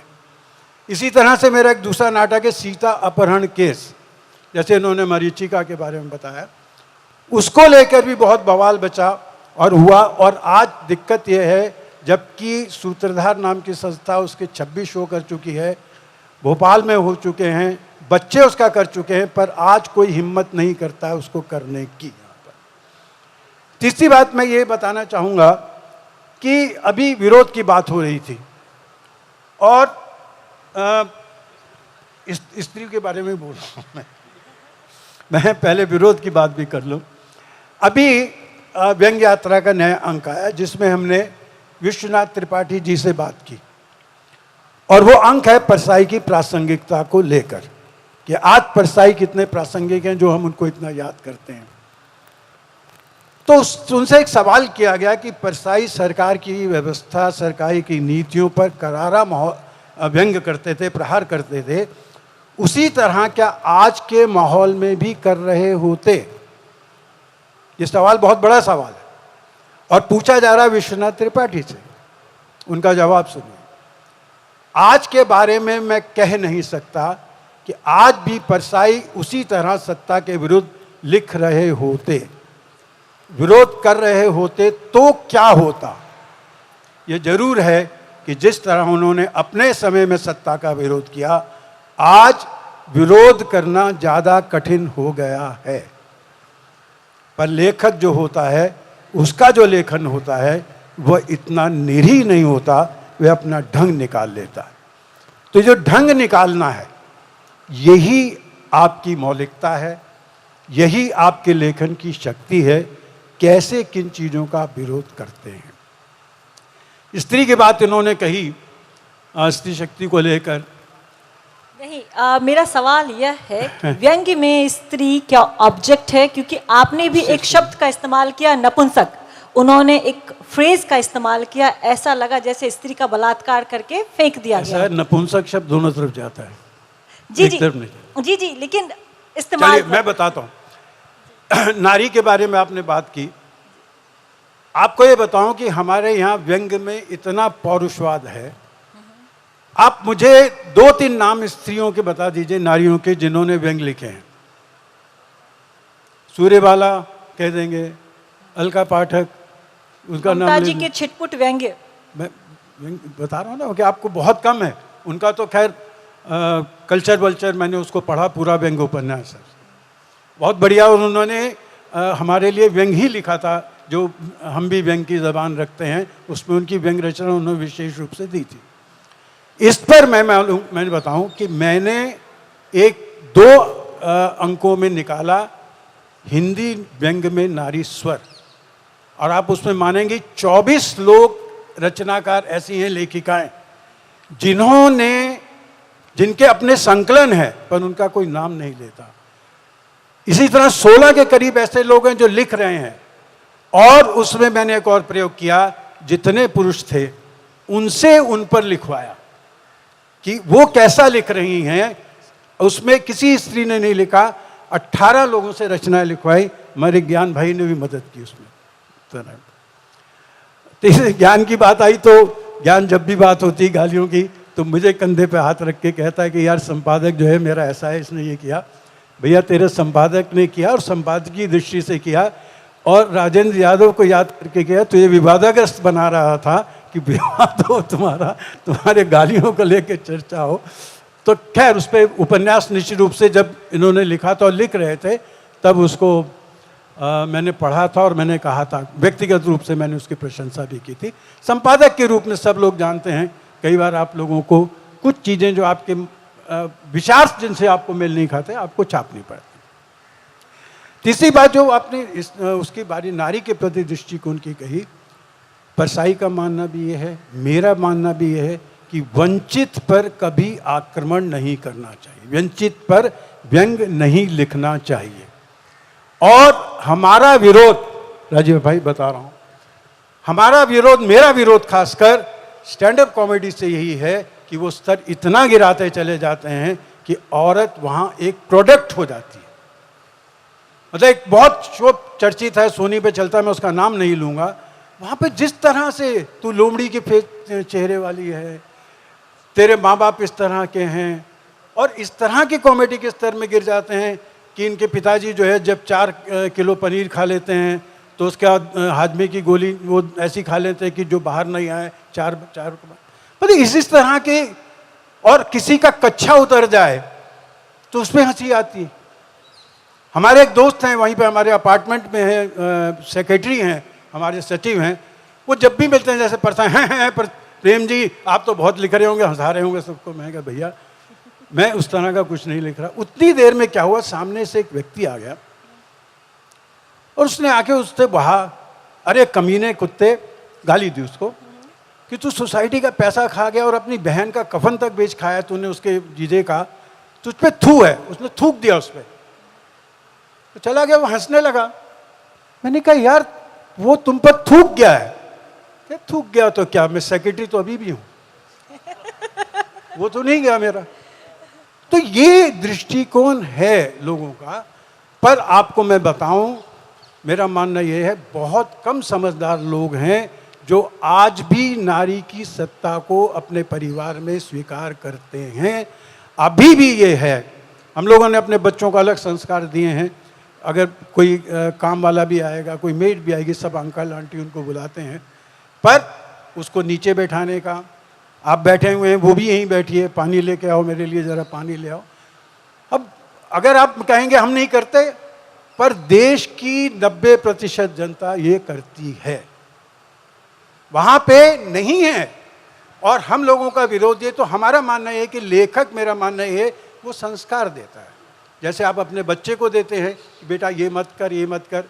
अब अगर आप गलत संस्कार देंगे, आजकल ये लगातार हम शिकायत करते हैं कि नई पीढ़ी, खासकर छोटे छोटे 3-4 साल के बच्चे जो मोबाइल के बैठे रहते हैं, वो नशा दिया किसने? हमने जब सोचा कि ये बच्चा जो है, अरे मैं काम कर रही हूँ या मैं टीवी देख रही हूँ, तंग कर रहा है, ये ले मोबाइल ले उसके साथ कर। अब जब नशा बढ़ गया तो आज पुलिसिंग कर रही हैं आप। शुरू से आपने क्यों नहीं उसको संगीत दिया, क्यों नहीं उसको कलाकारी दी, आर्ट दी कि बेटा बैठ के ये काम कर, ये चीज़ ठीक नहीं है? क्यों नहीं आपने लेखन दिया? अब मतलब मैं अपना आत्मप्रचार नहीं कर रहा हूँ, पर मेरी 11 साल की पोती है, उनको हमने अगर किया तो अंग्रेजी में वो कविताएं लिख रही है, संगीत अपना कंपोज कर रही है, 13 साल की है। पोता जो है वो भी तो ये आपके ऊपर है, जैसे ही समाज को अगर आप जो संस्कार देते हैं उस पर निर्भर करता है। मैं समझ रहा हूँ आपके इशारे को। मैं अपनी बात, अक्लमंद को इशारा बहुत ना, बहुत बहुत बहुत धन्यवाद। देखिए, वो जो बलात्कार वाली नारी का है वो वाल्मीकि जी को शिकायत करी है। वो मैंने वाल्मीकि की पंक्ति को उद्धरण किया। हम तो मैंने तुलसी से लेकर वाल्मीकि तक नहीं, सबसे शिकायत कर रहे नहीं, हैं। आप ज्ञान चतुर्वेदी से शिकायत कर रहे हैं वाल्मीकि जी की। वाल्मीकि से शिकायत कर, वाल्मीकि के अंश हैं जो वाल्मीकि ने लिखा है, और ये कहा है कि जब राम नहीं है तो अयोध्या की स्थिति वो हो गई। तो मैंने ये उसमें 5-6 कई हैं, उसमें 2 या 3 मेरे को याद है। अब आप उसकी शिकायत कर सकते हो कि आपको तो बस यही याद है। बस बस बस, आप समझ गए सर, समझ गए सर। सर राजीव जी, आपकी तरफ आऊंगी मैं। चूंकि हमारे पास समय का जो है वो थोड़ा सा कम होता जा रहा है समय हमारे पास, तो फटाफट थोड़ा जवाब चाहूंगी, और दो सवालों को मैं मिला दे रही हूँ। एक तो आपके मैं पुराने वीडियोस देख रही थी, एक जगह आप कह रहे हैं कि परिवार मिडिल क्लास है, 12 लोगों का परिवार, आधा किलो दूध आता था, और फिर आप एक शिफ्ट लेते हैं, आप मिडिल क्लास से राजनीतिक व्यंग्य करने लग जाते हैं। तो क्या आज का मिडिल क्लास जो बहुत सारे ब्रांडेड कपड़े पहनता है, क्या उसमें व्यंग्य वाली विद्रूपताएं नहीं रह गई हैं, जो आपने एक शिफ्ट, बड़ा शिफ्ट ले लिया, आप मिडिल क्लास पे अब व्यंग्य नहीं पढ़ते हैं? दूसरा, स्टैंड अप कॉमेडी करते हुए किस तरह सेक्सिज्म से बचा जा सकता है, किस तरह से स्त्रियों को ऑब्जेक्टिफाई करने से बचा जा सकता है, इस पर आपका क्या कहना है? देखिए, आपने एक तो बात बोली कि वहाँ से यहाँ शिफ्ट हो गए। ऐसा नहीं है, शिफ्ट नहीं हुआ, क्योंकि मैं ऑलमोस्ट 25 साल से काम कर रहा हूँ, और मूवर्स एंड शेकर्स से एक शो आता था, तो वो टीवी का शो लिखता था, और भी बहुत सारी चीज़ें लिखी। तो व्यंग्य का मामला ऐसा है कि आप जिस दिशा में, जिस माहौल में आप नज़र डालते हैं, जहाँ से जो मिल जाता है वहाँ पर आप वहाँ से कुछ निकाल लेते हैं। तो बस मामला वैसा ही रहा कि यहाँ से हमने सोसाइटी को, समाज को, घर को, मिडिल क्लास को देखा, ये निकाल लिया। कभी मैं ट्रेन में यात्रा कर रहा हूँ तो वहाँ से कुछ मिल गया, कभी राजनीतिक परिदृश्य पे नज़र डाली तो वहाँ से कुछ मिल गया। लेकिन राजनीतिक परिदृश्य में मैं काम थोड़ा सा ज़्यादा करने लगा इस बीच में।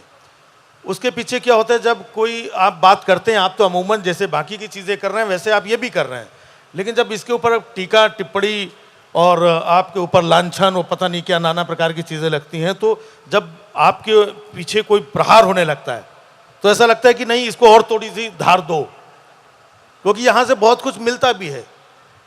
एक समय था, वक्त था कि जब सुबह घर में अखबार आता था तो एक एक पन्ने हम चारों भाई बांट लेते थे। वो वाला पन्ना तुम पढ़ लो, जब तुम्हारा हो गया तो वो मुझे दे दो। और जब अखबार घर में नहीं आता था तो बाहर चाय की दुकान में पढ़ने जाते थे। किताबें नहीं हुआ करती थी तो किराए पे लेकर के आते थे, मांग करके लेकर के आते थे। वो दौर था। तो कहीं ना कहीं हम चीज़ों को ऐसे करते रहे, लिखते रहे, लेकिन अब वो व्यंग, क्योंकि ज़्यादातर वही दिख रहा है। आप टीवी खोलेंगे, अखबार खोलेंगे, सोशल मीडिया में जाएंगे, चौराहे पे, नुक्कड़ पे जो बातें हो रही हैं, मैं उन मुद्दों की बात करता हूँ, उन इश्यूज़ की बात करता हूँ। लेकिन माहौल ये हो जाता है राजनीतिक, दुनिया ही राजनीतिक हो गई है। आप देखें ना, सुबह से शाम तक उठ करके टीवी, सोशल मीडिया, गली मोहल्ले, हर जगह वो बातें हो रही हैं। फिर भी हम बहुत चीज़ों को अवॉइड करते हैं, क्योंकि हमारा व्यंग्य के साथ साथ मेरा हास्य का भी मामला है। तो बहुत ज़्यादा हम गहरी या डीप राजनीतिक बातों में जाते हैं तो हमारे कई बार चाहने वाले, देखने वाले, सुनने वाले वो भी मायूस हो जाते हैं। और दूसरी बात आपने क्या पूछी थी? कुछ सेक्सिज्म। हाँ। सेक्सिज्म स्टैंड अप कॉमेडी में बहुत हाँ। ज्यादा है। तो उसके पीछे भी क्या है, क्योंकि दुनिया बहुत बड़ी है, और अब तो फिर भी जो आजकल स्टैंड अप कॉमेडियंस आ रहे हैं वो थोड़े पढ़े लिखे हैं। पहले के जो कॉमेडियंस थे वो बिल्कुल पढ़े लिखे नहीं थे। मतलब मुझे कहने में गुरेज नहीं है, आप जितने तर कॉमेडियन उठा करके देखेंगे। एक बार तो मुझे एक सीनियर कॉमेडियन थे, काफ़ी पॉपुलर कॉमेडियन थे, अब इस दुनिया में नहीं रहे, मुझे मिले तो कहने लगे, यार राजू, हम जितने लोग पढ़े लिखे नहीं होते हैं कॉमेडियन बन जाते हैं। तो हमने कहा आप अपनी बात करिए। हाँ, क्योंकि मैंने काम ही यहीं से शुरू किया, लिखना शुरू किया, सालों साल मैं लिखता रहा। लिखने के बाद फिर मैंने परफॉर्म ये करना शुरू।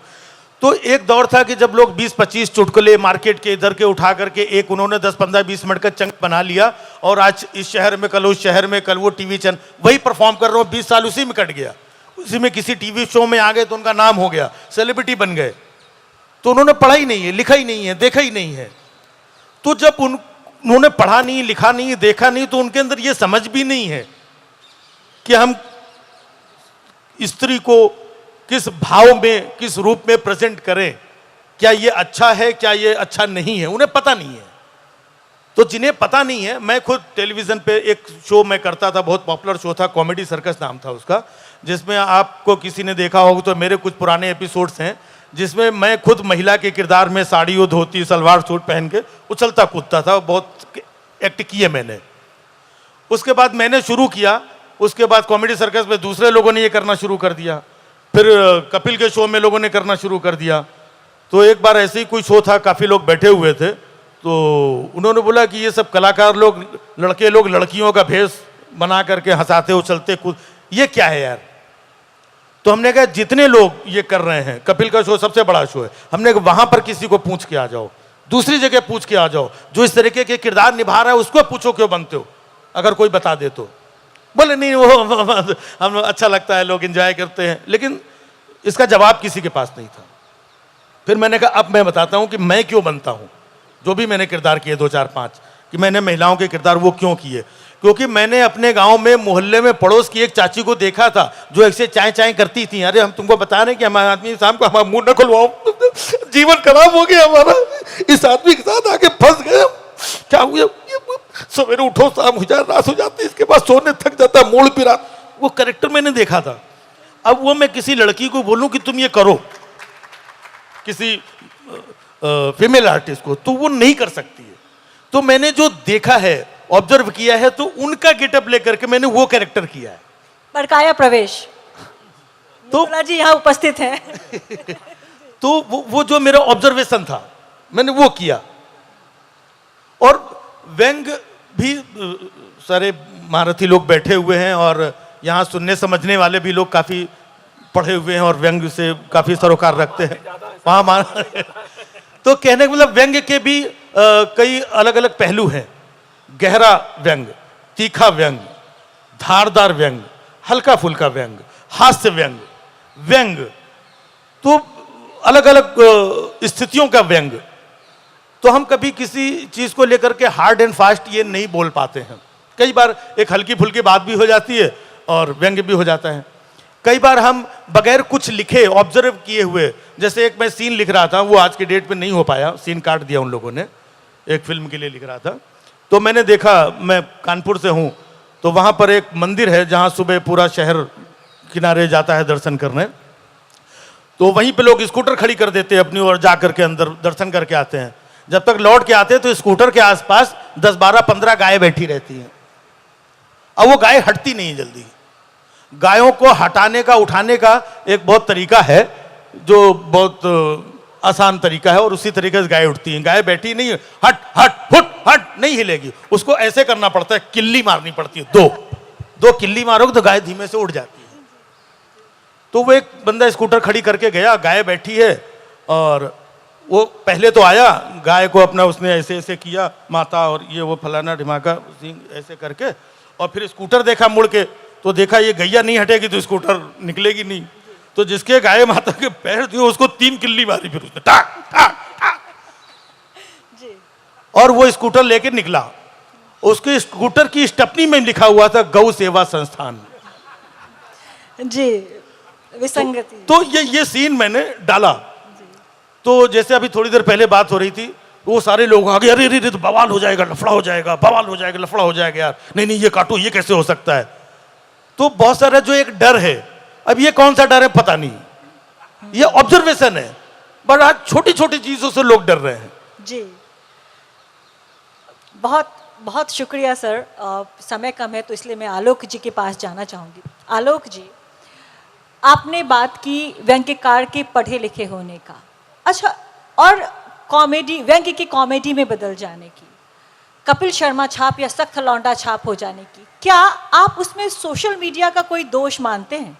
क्या सोशल मीडिया ने यह बड़ी भूमिका निभाई है व्यंग्य को कॉमेडी में बदल देने की? क्योंकि हर कोई सोशल मीडिया पर वायरल हो रहा है, क्या वायरल ट्रेंड ने व्यंग्य का ह्रास किया है, उसे कमतर किया है? आपका क्या कहना है इस बारे में? सर, ये बड़ी फर्जी शिकायत है। मुझे अच्छी तरह याद है कि आज से करीब 30 साल पहले जब मैंने व्यंग्य लिखना शुरू किया था, मैंने डिसाइड किया मैं सिर्फ अखबारों में लिखूंगा। तो खलीफा लोग कहते थे कि इनकी तो किताब नहीं छपी तो व्यंगकार कैसे। मुझे बहुत अच्छी तरह पता है किताबों का रैकेट ये है कि 50 किताबें छपती हैं, 100 लोगों को बुलाते हैं, 70 लोग आते हैं, चाय पानी के बाद, दारू के प्रॉमिस के बाद बमुश्किल आपको हिंदी में ऑडियंस मिलती है। मैं ऐसी दुनिया का विद्यार्थियों को बाहर से नहीं आया, मैंने फर्जीवाड़ा है। अखबार में आप लिखोगे 5 लाख लोगों तक पहुंचोगे, तब अखबार वाले को व्यंग्यकार नहीं मानते थे। अभी हम सोशल मीडिया में फेसबुक वाले को व्यंग्यकार नहीं मानते हैं। सर, मेरा मानना यह कंटेंट में दम हो तो आप चाहे फेसबुक पे जाओ, चाहे ट्विटर पे जाओ या यूट्यूब पे जाओ।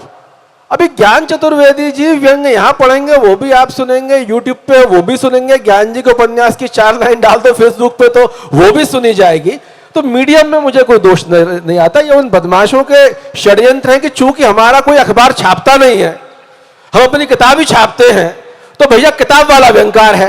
अरे भाई, तुम में बूता हो, अखबार में छप के देख लो। रीजन बीइंग, अखबार, जो बात हमारे राजीव भाई कह रहे हैं कि वो चीज क्यों आती है साहब, वो चीज इसलिए आती है कि वो चीज बिकती है। अखबार में अगर आपकी न्यूनतम एक्सेप्टेबिलिटी नहीं, अखबार वाला आपको निकाल कर बाहर कर देगा, गेट लॉस्ट, तुम्हारे 5 पाठक नहीं आते। ये लग्जरी हिंदी साहित्यकार अफोर्ड कर सकता है कि 50 किताब छाप ले और महान साहित्यकार हो गया। तो वो कहानी ये है कि मेरा बहुत साफ मानना ये फर्जी शिकायत है। काम कंटेंट पे होना चाहिए। कंटेंट में दम है तो आपका वन लाइनर भी आगे जाएगा, और कंटेंट में दम नहीं है तो 70 किताब लिखने के बाद भी आपके 70 पाठक नहीं होंगे। This is how I see it. दूसरी बात यह आती है मैम कि एक बड़ा बात इसमें यह है कि पॉलिटिकल का मसला यह हो गया है कि आज हम परसाई जी को याद कर रहे हैं। परसाई जी को आज हम याद कर रहे हैं रेट्रोस्पेक्ट में, तो उनकी हमें क्या चीजें याद आती हैं? उनके हमें याद आता है इंस्पेक्टर मातादीन चांद पर, जिसमें किसी पॉलिटिशियन का कोई नाम नहीं है। करीब 60-70% परसाई जी का ऐसा काम है जो आज की तारीख में विशुद्ध कूड़ा है। विशुद्ध कूड़ा, आप उसे रिलेट ही नहीं कर सकते कि कौन तो राजनारायण, कौन तो जयप्रकाश नारायण, कौन तो फला, कौन तो ढिका। अभी क्या इशू है? इशू ये है कॉन्टेम्पररी इशू पे लिखूंगा तो सारे अखबार वाले फौरन छाप देंगे, ठीक है। अभी ये मुझे ट्रेड ऑफ करना है कि मुझे करना क्या है। लेकिन अगर मैंने कुछ परसाई जी जैसा इंस्पेक्टर मातादीन चांद पर नहीं लिखा, लड़की के दीवाने नहीं लिखा, तो मैडम मैं आपको यहां याद कराना चाहता हूं, प्रियदर्शन जी सामने बैठे हुए हैं। प्रियदर्शन जी आज से करीब 20 वर्ष पहले एक पुस्तक मेरे सामने लेके आए थे, किट्टू के व्यंग। वो मैंने लिखी थी, उसकी भूमिका। किट्टू इतने बड़े सुपरस्टार राइटर थे कि हम जैसे लोगों ने उनको पढ़कर सीखा था, मगर आज किट्टू को कोई याद नहीं करता। अपने समय के कॉन्टेम्परेरी राइटर मैंने उनसे बढ़िया देखे नहीं। रविवार के आखिरी पेज पे उनका कॉलम छपता था और मुझे बताया गया कि रविवार के सर्वाधिक भुगतान पाने वाले व्यंग्यकारों में से थे वो। जैसे मैंने आपसे शुरू में कहा कि पत्रकारिता का 100 जुड़ता है पत्रकारिता से व्यंग, तो वो पत्रकारिता की कैटेगरी में जाके हम किट्टू जी को याद तो छोड़ी, नाम तक कहीं नहीं लेते। लेकिन किट्टू जी अपने वक्त के इतने बड़े सुपरस्टार राइटर थे। तो ये हर व्यंग्यकार को तय करना कि करना क्या है। ओवरनाइट स्टारडम चाहिए, त्वरित स्टारडम चाहिए, फॉरेन ऑडियंस चाहिए। मोदी जी के समर्थन का बहुत बड़ा मार्केट है और एंटी मोदी जी का उनसे बड़ा मार्केट है। सब कमा खा रहे हैं, सबकी दुकान चल रही है। सवाल यह है कि 50-70 साल बाद आप जब उन लोगों का काम याद करेंगे तो मोदी जी भी इररिलेवेंट हो चुके होंगे, प्रो मोदी जी भी इररिलेवेंट हो चुके होंगे। तब फिर हम याद करेंगे यार कि ज्ञान जी की मरीचिका निकालो, जो तब भी इंपॉर्टेंट है। तब याद करेंगे शीला शुक्ल राग दरबारी, जो तब भी इंपॉर्टेंट है। तो ये आपको डिसाइड करना पड़ता है। अगर मुझे बहुत छपना है, बहुत परफॉर्मेंस लेनी है, तो contemporary which essentially is political. Politics सब जगह है, सब जगह पॉलिटिक्स। और पॉलिटिक्स खाली मोदी जी के नहीं है। मैं जानता हूं ऐसे पत्रकारों के संपादक जो अपने पसंदीदा व्यंग्यकारों को या अपने पसंदीदा कथाकारों को महानतम घोषित करते हैं। वो अपने पत्रिका के मोदी हैं। पर पॉइंट यह है कि आखिर में समय की छलनी, मिर्जा गालिब के वक्त में हम करीब 150 रजिस्टर्ड शायर हुआ करते थे, 150 है ना। उस जमाने के कितने शायर हम आज याद करते हैं। 150 साल की छलनी ने कूड़ा उधर कर दिया और गालिब इधर कर दिए। कुल कहानी कंटेंट की है, हम सबको कंटेंट फोकस करना चाहिए। यह शिकायत कतई फर्जी है कि राजीव निगम के 50,000 यूट्यूब के आते हैं तो खराब है, या फेसबुक के 50,000 आते हैं उनके खराब है। राजीव निगम के कंटेंट में दम है तो 50 साल बाद भी जाएंगे, और वरना आप 1000 किताब छाप लीजिए, आपकी 2 कौड़ी की औकात आज भी नहीं होगी। बहुत शुक्रिया सर, बहुत ही शुक्रिया। हमारे पास लगभग 15 मिनट बचे हैं और मैं 4 सवाल लूंगी, छोटे छोटे, हर किसी से आप एक सवाल कर सकते हैं। तो अनुराग जी, आप किन से सवाल करना चाहेंगे? नहीं, एक व्यक्ति से करना होगा आपको, एक व्यक्ति से जी। यह जवाब मुझे लगता है कि प्रेम जी अधिक मुफीद तरीके से देंगे, क्योंकि व्यंग्य यात्रा यही निकाल रहे हैं। इनके पास कई नए व्यंग्यकार आए होंगे। प्रेम जी, ये रहा। आपका मैं ले लूं? हाँ, चलिए। कोई बात नहीं सर, जुबान है। मैंने अभी बात की थी, शायद आपने सुनी नहीं, हमने अंक निकाला था हिंदी व्यंग्य में नारी स्वर, और उसमें यही मैंने कहा था कि एक, मैं इसको षड्यंत्र भी मानता हूं या पुरुषवादी सोच भी मानता हूं, जिसके तहत उनको इग्नोर किया जाए। और उसका कारण एक और भी है। आप पूरा इतिहास देख लीजिए, भारतेंदु युग देख लीजिए, द्विवेदी में देख लीजिए, परसाई के समय में देख लीजिए कि महिला व्यंग्यकार आपको दिखाई नहीं देती, इन पर चर्चा हो। तो उसके कारण एक हमारी सोच भी क्या है कि एक ने ये कह दिया कि भाई 4 लोग हैं, अब मनोज श्याम जोशी को आप भूल जाते हैं।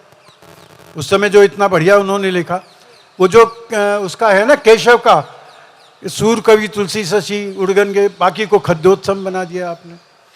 तो ये एक उस समय भारती जी की एक तरह का षड्यंत्र, वो भी मानता हूँ। उन्होंने त्रयी चला दी थी, जिसमें रविन्द्रनाथ त्यागी, और उसमें श्रीलाल शुक्ल नहीं आते थे, उसमें परसाई और शरद जोशी आते थे। उसके बाद क्या हुआ कि जब परसाई धर्मयुग के पन्नों से गायब होने लगे, तब श्रीलाल शुक्ल उसमें जुड़ने शुरू हो गए। अगर आप देखें तो परसाई बहुत जैसे ही वो प्रगतिशील मतलब घोषित हुए, मैं मानता हूं कि परसाई नैसर्गिक प्रगतिशील रचनाकार हैं। ये उनका स्वभाव है प्रगतिशीलता, और उनके पास बहुत बड़ा अध्ययन है, जैसे भी बात भी की थी। तो व्यंग्य में अगर नारी का स्वर नहीं सुनाई दे रहा है, उसका कारण यह है कि उस पर बात नहीं, और इसीलिए मैंने 2 अंक निकाले। हमारा लक्ष्य ही ये है। अगर आप कहेंगे तो मैं आपको भेज दूंगा। और मैंने उसमें यह भी किया कि उसमें किसी सूर्य बालाजी किसी से लिखवाया नहीं, मैंने पुरुषों से लिखवाया कि आज के समय का नारी व्यंग्य क्या है, इस पर आप टिप्पणी करिए। उसमें 26-27 लेख, बड़े बड़े लेख है जिन्होंने उन पर लिखा। तो ये ऐसा नहीं है, पर होता यही है कि हम लोग, अब मैं बता रहा हूँ ना कि आप परसाई की रचना को पूछिए तो परसाई की रचना पे बात करेंगे, परसाई के पत्रों को लेकर कभी बात नहीं होगी। परसाई ने जो अन्य दृष्टियों से लेख लिखे हैं, आप अगर उसमें देखेंगे किस तरह से उन्होंने समाजवाद को लेकर, धर्म की चीज़ों को लेकर बहुत सारे मुद्दे उठाए जिनमें व्यंग्य नहीं है, सिर्फ आलेख है। हम उन पर बातचीत नहीं करते हैं, और मुझे ये बहुत अच्छा लगता है। इसीलिए मैं लगातार कहता हूँ कि मुझे व्यंग्य यात्रा को एक खुली पुस्तक बनाना है।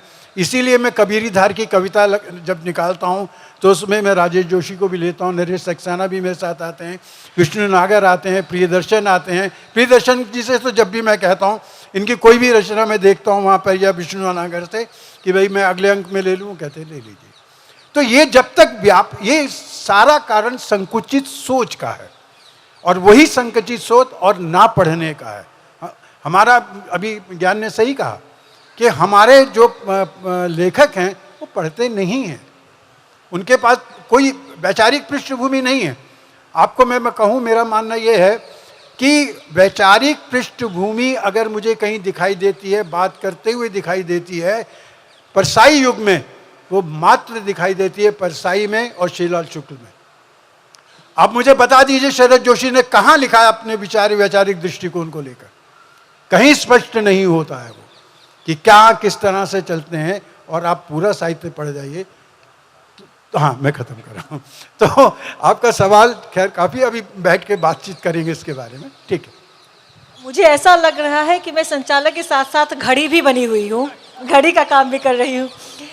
दूसरा सवाल, प्रेम जी से वह सवाल नहीं करूँगी मैं अब। आप लोग बाकी 3 व्यंग्यकारों में से आप जिनसे भी सवाल करना चाहें प्लीज़ कर सकते हैं। किनको माइक दूँ? आओ, नहीं आ रही हूँ।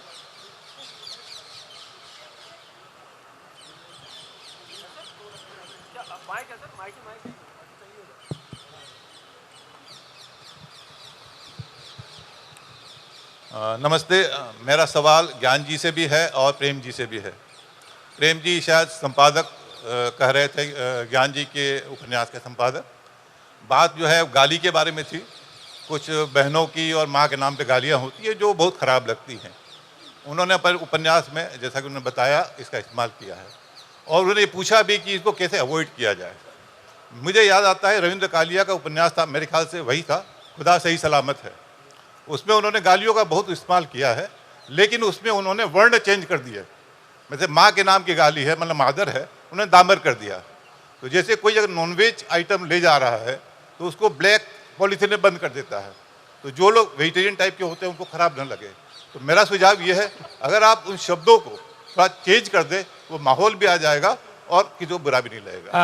आपने पता नहीं मुर्दा घर पढ़ी है जगदम्बा प्रसाद दीक्षित जी की, जिसमें रेड लाइट एरिया की जो बिल्कुल झुग्गियों में जो वेश्याएं हैं और वो गालियां देती हैं ग्राहकों को, और वो इस कदर गालियों से भरी है और आपको द्रवित कर देती। कहीं आपका गाली पर, अगर गाली पर अलग से ध्यान जा रहा है मेरी किताब में तो मेरी कमजोरी, अगर गाली है और उस प्रवाह में है तो मैं फिर भी कहूँगा उसे पॉलीथीन की आवश्यकता नहीं। मैं क्योंकि घुस के आ रहा हूँ उसी बूचर की दुकान से लेके, अब मैं उसे चाहूँ तो गंगा जल के उसमें रख के ले आऊँ तब भी वो है तो मांस मच्छी। तो ये बात नहीं है सर। मैं नहीं समझता कि हाँ, आप किस हद तक आप गाली को अपनी भाषा की रवानगी में आता। आपको आज की तारीख में जब आप बात करते हैं कि लोग जो ये OTP प्लेटफॉर्म वगैरह प्लेटफॉर्म पे आ रही हैं, वो गालियाँ जानबूझकर डाली जा रही हैं कि लोग अट्रैक्ट हों। ये उस तरह की गालियाँ कम से कम मेरे को 3 जगह, काशी का 80, एक ये मुर्दाघर और एक मैंने जो उपन्यास लिखा था। मैं तो अभी भी हूँ, अभी भी सीखना चाहूँगा, कोई मुझे समझाएगा कि इस वाले उपन्यास से गालियों को कैसे, क्यों वो चरित्र ही ऐसा है जो कि गालियों को अपनी डिक्टम बना चुका है, मुहावरे की भाषा बना चुका है। तो गाली, और इसमें एक कंटिन्यूटी में एक और बात दूँ, आपने सेक्सिस्ट की बात की थी और इनके कॉमेडी शो की बात की थी। मेरा ये कहना है कि उस कॉमेडी शो में आप दर्शकों में देखिए सबसे ज़्यादा महिलाएं हंसती हैं, महिलाओं पर किया जाता और महिलाएं लहालोट हो रही, महिलाएं हा हा हा करके हंस रही हैं। और अगर एक दिन महिलाएं खड़ी हो जाएंगी कि ये शो नहीं चलेगा भाई साहब, ये शो नहीं चलेगा। जब आप डरते हो हिंदुओं पर या मुसलमानों पर या किसी पर भी धार्मिक कमेंट करने के, कोई 4 आदमी खड़े हो जाएंगे वो हल्ला कर देंगे कि बंद करिए, ये नहीं चलेगा। तो क्या स्त्रियां, ये अगर वास्तव में स्त्रियां मजा भी लें और ये शिकायत भी करें, आप उस शो में पूरे मजे लें स्त्रियों के बारे में जो कहा जाए, जो ये उस कॉमेडी शो में दिखाएं, उसकी सारे उसमें से 50% तो औरतें होती हैं मैडम, और वो लोग खूब हंसती हैं, खूब मजे लेती हैं, बाद में आके ऑटोग्राफ लेती हैं, साथ में खड़े होकर सेल्फी खिंचवाती हैं उस आदमी से जो आदमी मजाक उड़ा रहा है आपकी। तो अगर आप वास्तव में दिल से चोट पहुंचती है आपको कि मेरी मजाक उड़ा रहा है, एज ए सेक्स ऑब्जेक्ट मुझे बना रहा है, तो आप क्यों नहीं खड़े हो सकते उसी शो के बीच में और हल्ला मचा दीजिए। 4 स्त्रियां हल्ला मचा देंगी, वो शो उस दिन बंद हो जाएगा। तो ये वाली बातें कहने में बड़ा अच्छा लगता है, बहुत बढ़िया लगता है, पर है नहीं। बहुत शुक्रिया सर। मुझे लगता है गालियों का ऑब्सेशन इतना अधिक है पब्लिक में कि हंस को अगली बार एक सेशन, एक सत्र खास तौर पर गालियों पर रखना चाहिए, भाषा में गालियाँ।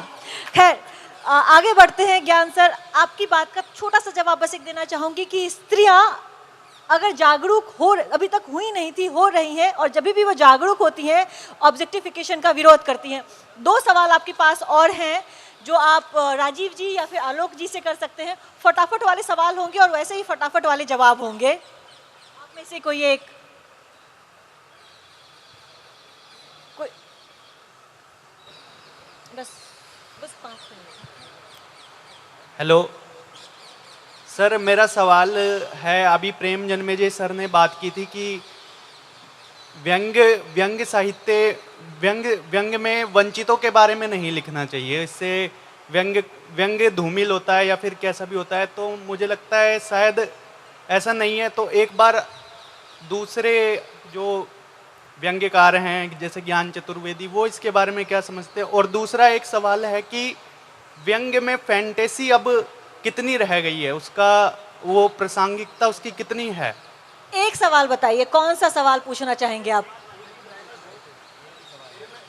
सर वो, अच्छा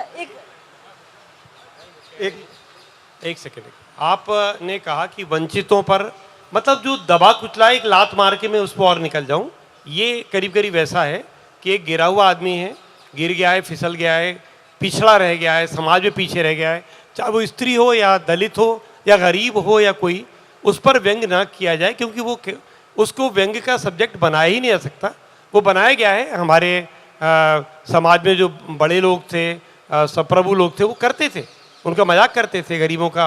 और तो ये उसकी बात कर रहे हैं जब कह रहे हैं कि उसमें महिला को भी शामिल किया। इसमें महिलाओं को ऐतराज़ हो सकता है, हमको वंचित कहा जा रहा है, पर एक वंचित वर्ग बना के रखा गया अभी तक महिलाओं को। तो उस लिहाज से है कि शायद वही कारण भी हो सकता है, मैं उसका उत्तर भी दे दूं आपकी तरफ से कि शायद वो कारण हो सकता है कि स्त्रियां अपने मुंह पर कॉमेडी सर्कस में अपना मजाक उड़ते देखती हैं और फिर भी तालियां मारती हैं। ये भी एक उनके वंचित होने का एक उदाहरण हो सकता है। फिर से सवाल या तो आप राजीव जी से करें या आलोक जी से करें। अगर आप नहीं कर सकते हैं तो ना करें, ना करें, लेकिन क्योंकि बोलने का मौका हर किसी के पास होना चाहिए। आलोक जी और राजीव जी, मैं आप दोनों से कंक्लूडिंग, छोटा कंक्लूडिंग कमेंट जी, वंचित वाले कमेंट चाहूंगा। 2 लोगों को जोड़ा है जी।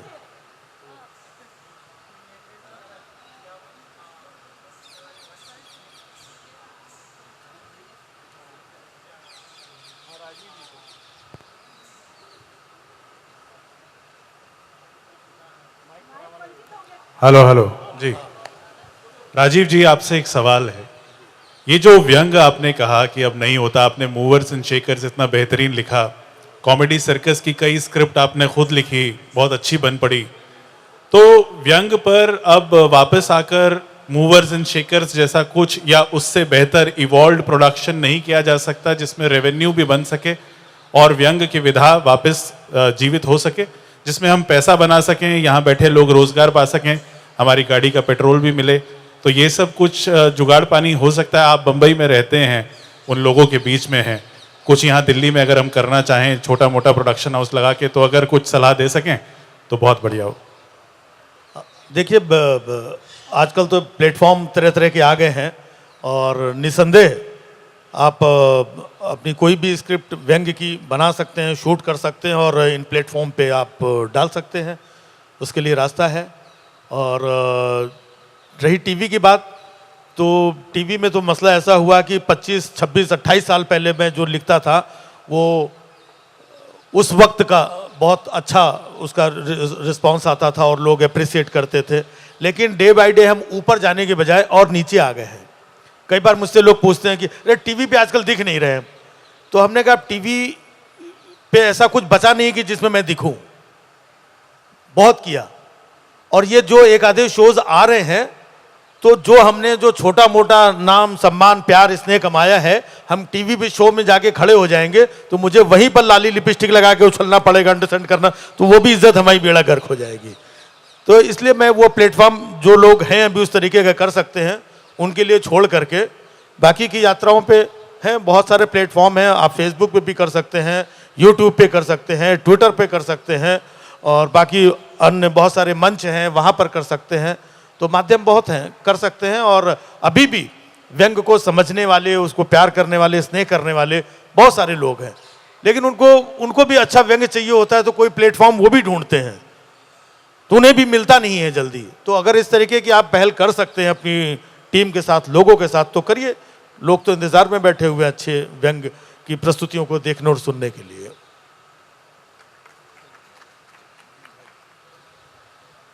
आखिरी सवाल, और सवाल सिर्फ आलोक जी से करना होगा, शर्त यही है।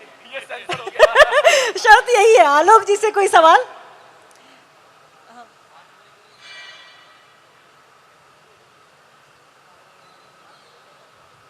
सर वंचित नहीं रहने देंगे। आलोक जी से मेरा सवाल है। मेरी दादी और मेरी मम्मी व्यंग्य बोलने के लिए बड़ी नोटोरियस रही हैं, तो औरतों को लिखने की ज़रूरत क्या हो तो बोलती रहती हैं। यह तो आक्षेप है, यह तो आक्षेप है। आलोक जी, आलोक मेरी आवाज़ आ रही है? दरअसल उत्तर भारत की महिलाएं, मतलब आप देखें तो जन्मजात व्यंगकार होती हैं, वो तंज जो जिस तरह से करती हैं। और मैं आता हूं ब्रजभाषी क्षेत्र से, मथुरा और आगरा। तो मैं तो मूलतः प्रोफेसर कॉमर्स का था। दिल्ली आने के कई सालों तक मैंने व्यंग नहीं लिखा, फिर अचानक से मेरे अंदर व्यंग पैदा हुआ, तो मुझे पता लगा कि ये व्यंग मैं दरअसल लेके आया हूं आगरा से। और आगरा में जैसे ये बता रहे हैं, मेरे सामने मामी जी थी, चाची जी थी, और वो जो आपस के कन्वर्सेशंस थे उनके, वो इतने अद्भुत होते थे कि वो लगता था कि अगर ऑनेस्टली स्पीकिंग कि उन चीज़ों को हम अगर एक व्यवस्थित तरीके से बना लें, तो जो पढ़े लिखे व्यंगकार हम यहाँ दिख रहे हैं वो वहाँ दिखेंगे, वो सारी चाची और मामी यहाँ जाएंगे। जिन चाची का एक्ट करके हमारे राजीव भाई ने बहुत सारा धन और नाम कमाया है, रियली चाची वो उस क्रेडिट की हकदार हैं। तो महिलाएं डेफिनेटली, महिलाओं के साथ पॉजिटिव बात क्या है, महिलाओं के साथ कई पीढ़ियों का संचित लोक ज्ञान आता है। वो सारी कहावतें हैं, वो सारे मुहावरे हैं जो उनके साथ आते हैं। जो मुहावरे या कहावतें हो सकता है कि आज के वक्त में मैं भद्र लोक में बोले जाने या समझे जाने काबिल ना हो, लेकिन वो अगर आप समझेंगे, जानेंगे, तो समझ में आएगा कि कोई महिला जब बोल रही होती है तो उसके पीछे 5-7 पीढ़ियों का संचित ज्ञान बोल रहा होता है। और वो खाली लिखाई पढ़ाई वाला ज्ञान नहीं, दुनिया को देखकर, दुनिया को समझकर जो ज्ञान है। तो मुझे लगता है कि व्यंग का जो कोर्स बनाया जाए, उसमें एक महिला ब्रज भाषा से आए, और एक महिला कानपुर से आए, और एक महिला डेफिनेटली बुंदेलखंड से आए, हम लोग बेहतर व्यंगकार होंगे। बहुत शुक्रिया सर। तो हमारा सत्र बस खत्म होने वाला है। इसके 3 टेक अवेज जो मैंने लिए हैं, वह यह है कि महिलाओं की अगर भागीदारी हो तो व्यंग जो है वह बेहतर होगा। व्यंग कॉमेडी नहीं है, व्यंग विद्रूपताओं, विसंगतियों को पेश करने की प्रवृत्ति है, रचनात्मकता है, जिसमें व्यंग्यकार अपनी बात लिखता है। वह नहीं जानता है आप हंसेंगे या नहीं हंसेंगे, आप उस परिस्थिति पर हंसते हैं, वह आपकी समझ है, वह आपकी चेतना है। और तीसरी बात, बाजार ने कहीं ना कहीं व्यंग्य को हास्य में परिवर्तित कर दिया है। बहुत शुक्रिया आप सबका, लगातार बने रहने के लिए, सुंदर सवालों के लिए, और हमें सुनते रहने के लिए, उत्साहवर्धन करने के लिए बहुत ही आभार। अनु का भी धन्यवाद, शुक्रिया इतने अच्छे सवाल लाने के लिए। बहुत अच्छा हमारा सत्र चल रहा है, बहुत अच्छी बातचीत चल रही है, लेकिन वक्त मोहलत कहाँ देता है कि हम अपनी मनमानी कर पाएँ। हम वक्त के पाबंद हैं। मैं वक्ताओं से अनुरोध करूंगी अभी मंच पर बने रहें, और वीरेंद्र यादव जी से अनुरोध करूंगी कि वे मंच पर आएं और हमारे वक्ताओं को हंस का यादगार तोहफा प्रदान करें। नमस्ते मित्रों, आप सब उठकर जाएं, उससे पहले मैं एक अनाउंसमेंट ये करना चाहती हूँ कि कल राजीव निगम जी जो हमारे बीच मुंबई से आए हैं, लोकप्रिय प्रसिद्ध व्यंग्यकार, उनकी व्यंग्य प्रस्तुति होनी थी जो कुछ कारणों से कल स्थगित की गई थी। वह आज अभी इसी कार्यक्रम के बाद कुछ ही क्षणों में आप सबके सामने छोटी सी व्यंग्य प्रस्तुति राजीव जी के द्वारा दी जाएगी, तो आप सब बने रहें।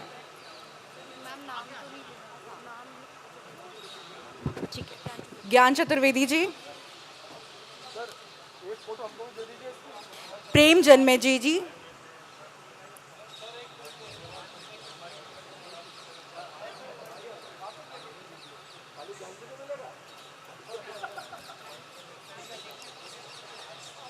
राजीव निगम,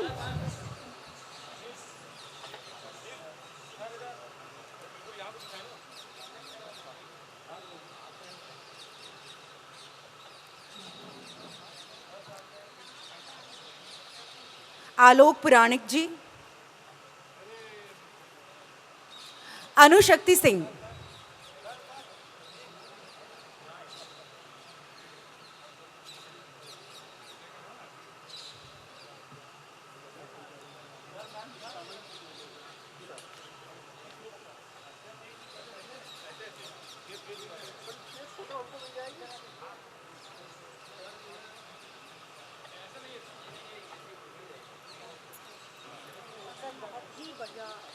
बहुत बहुत शुक्रिया वीरेंद्र जी।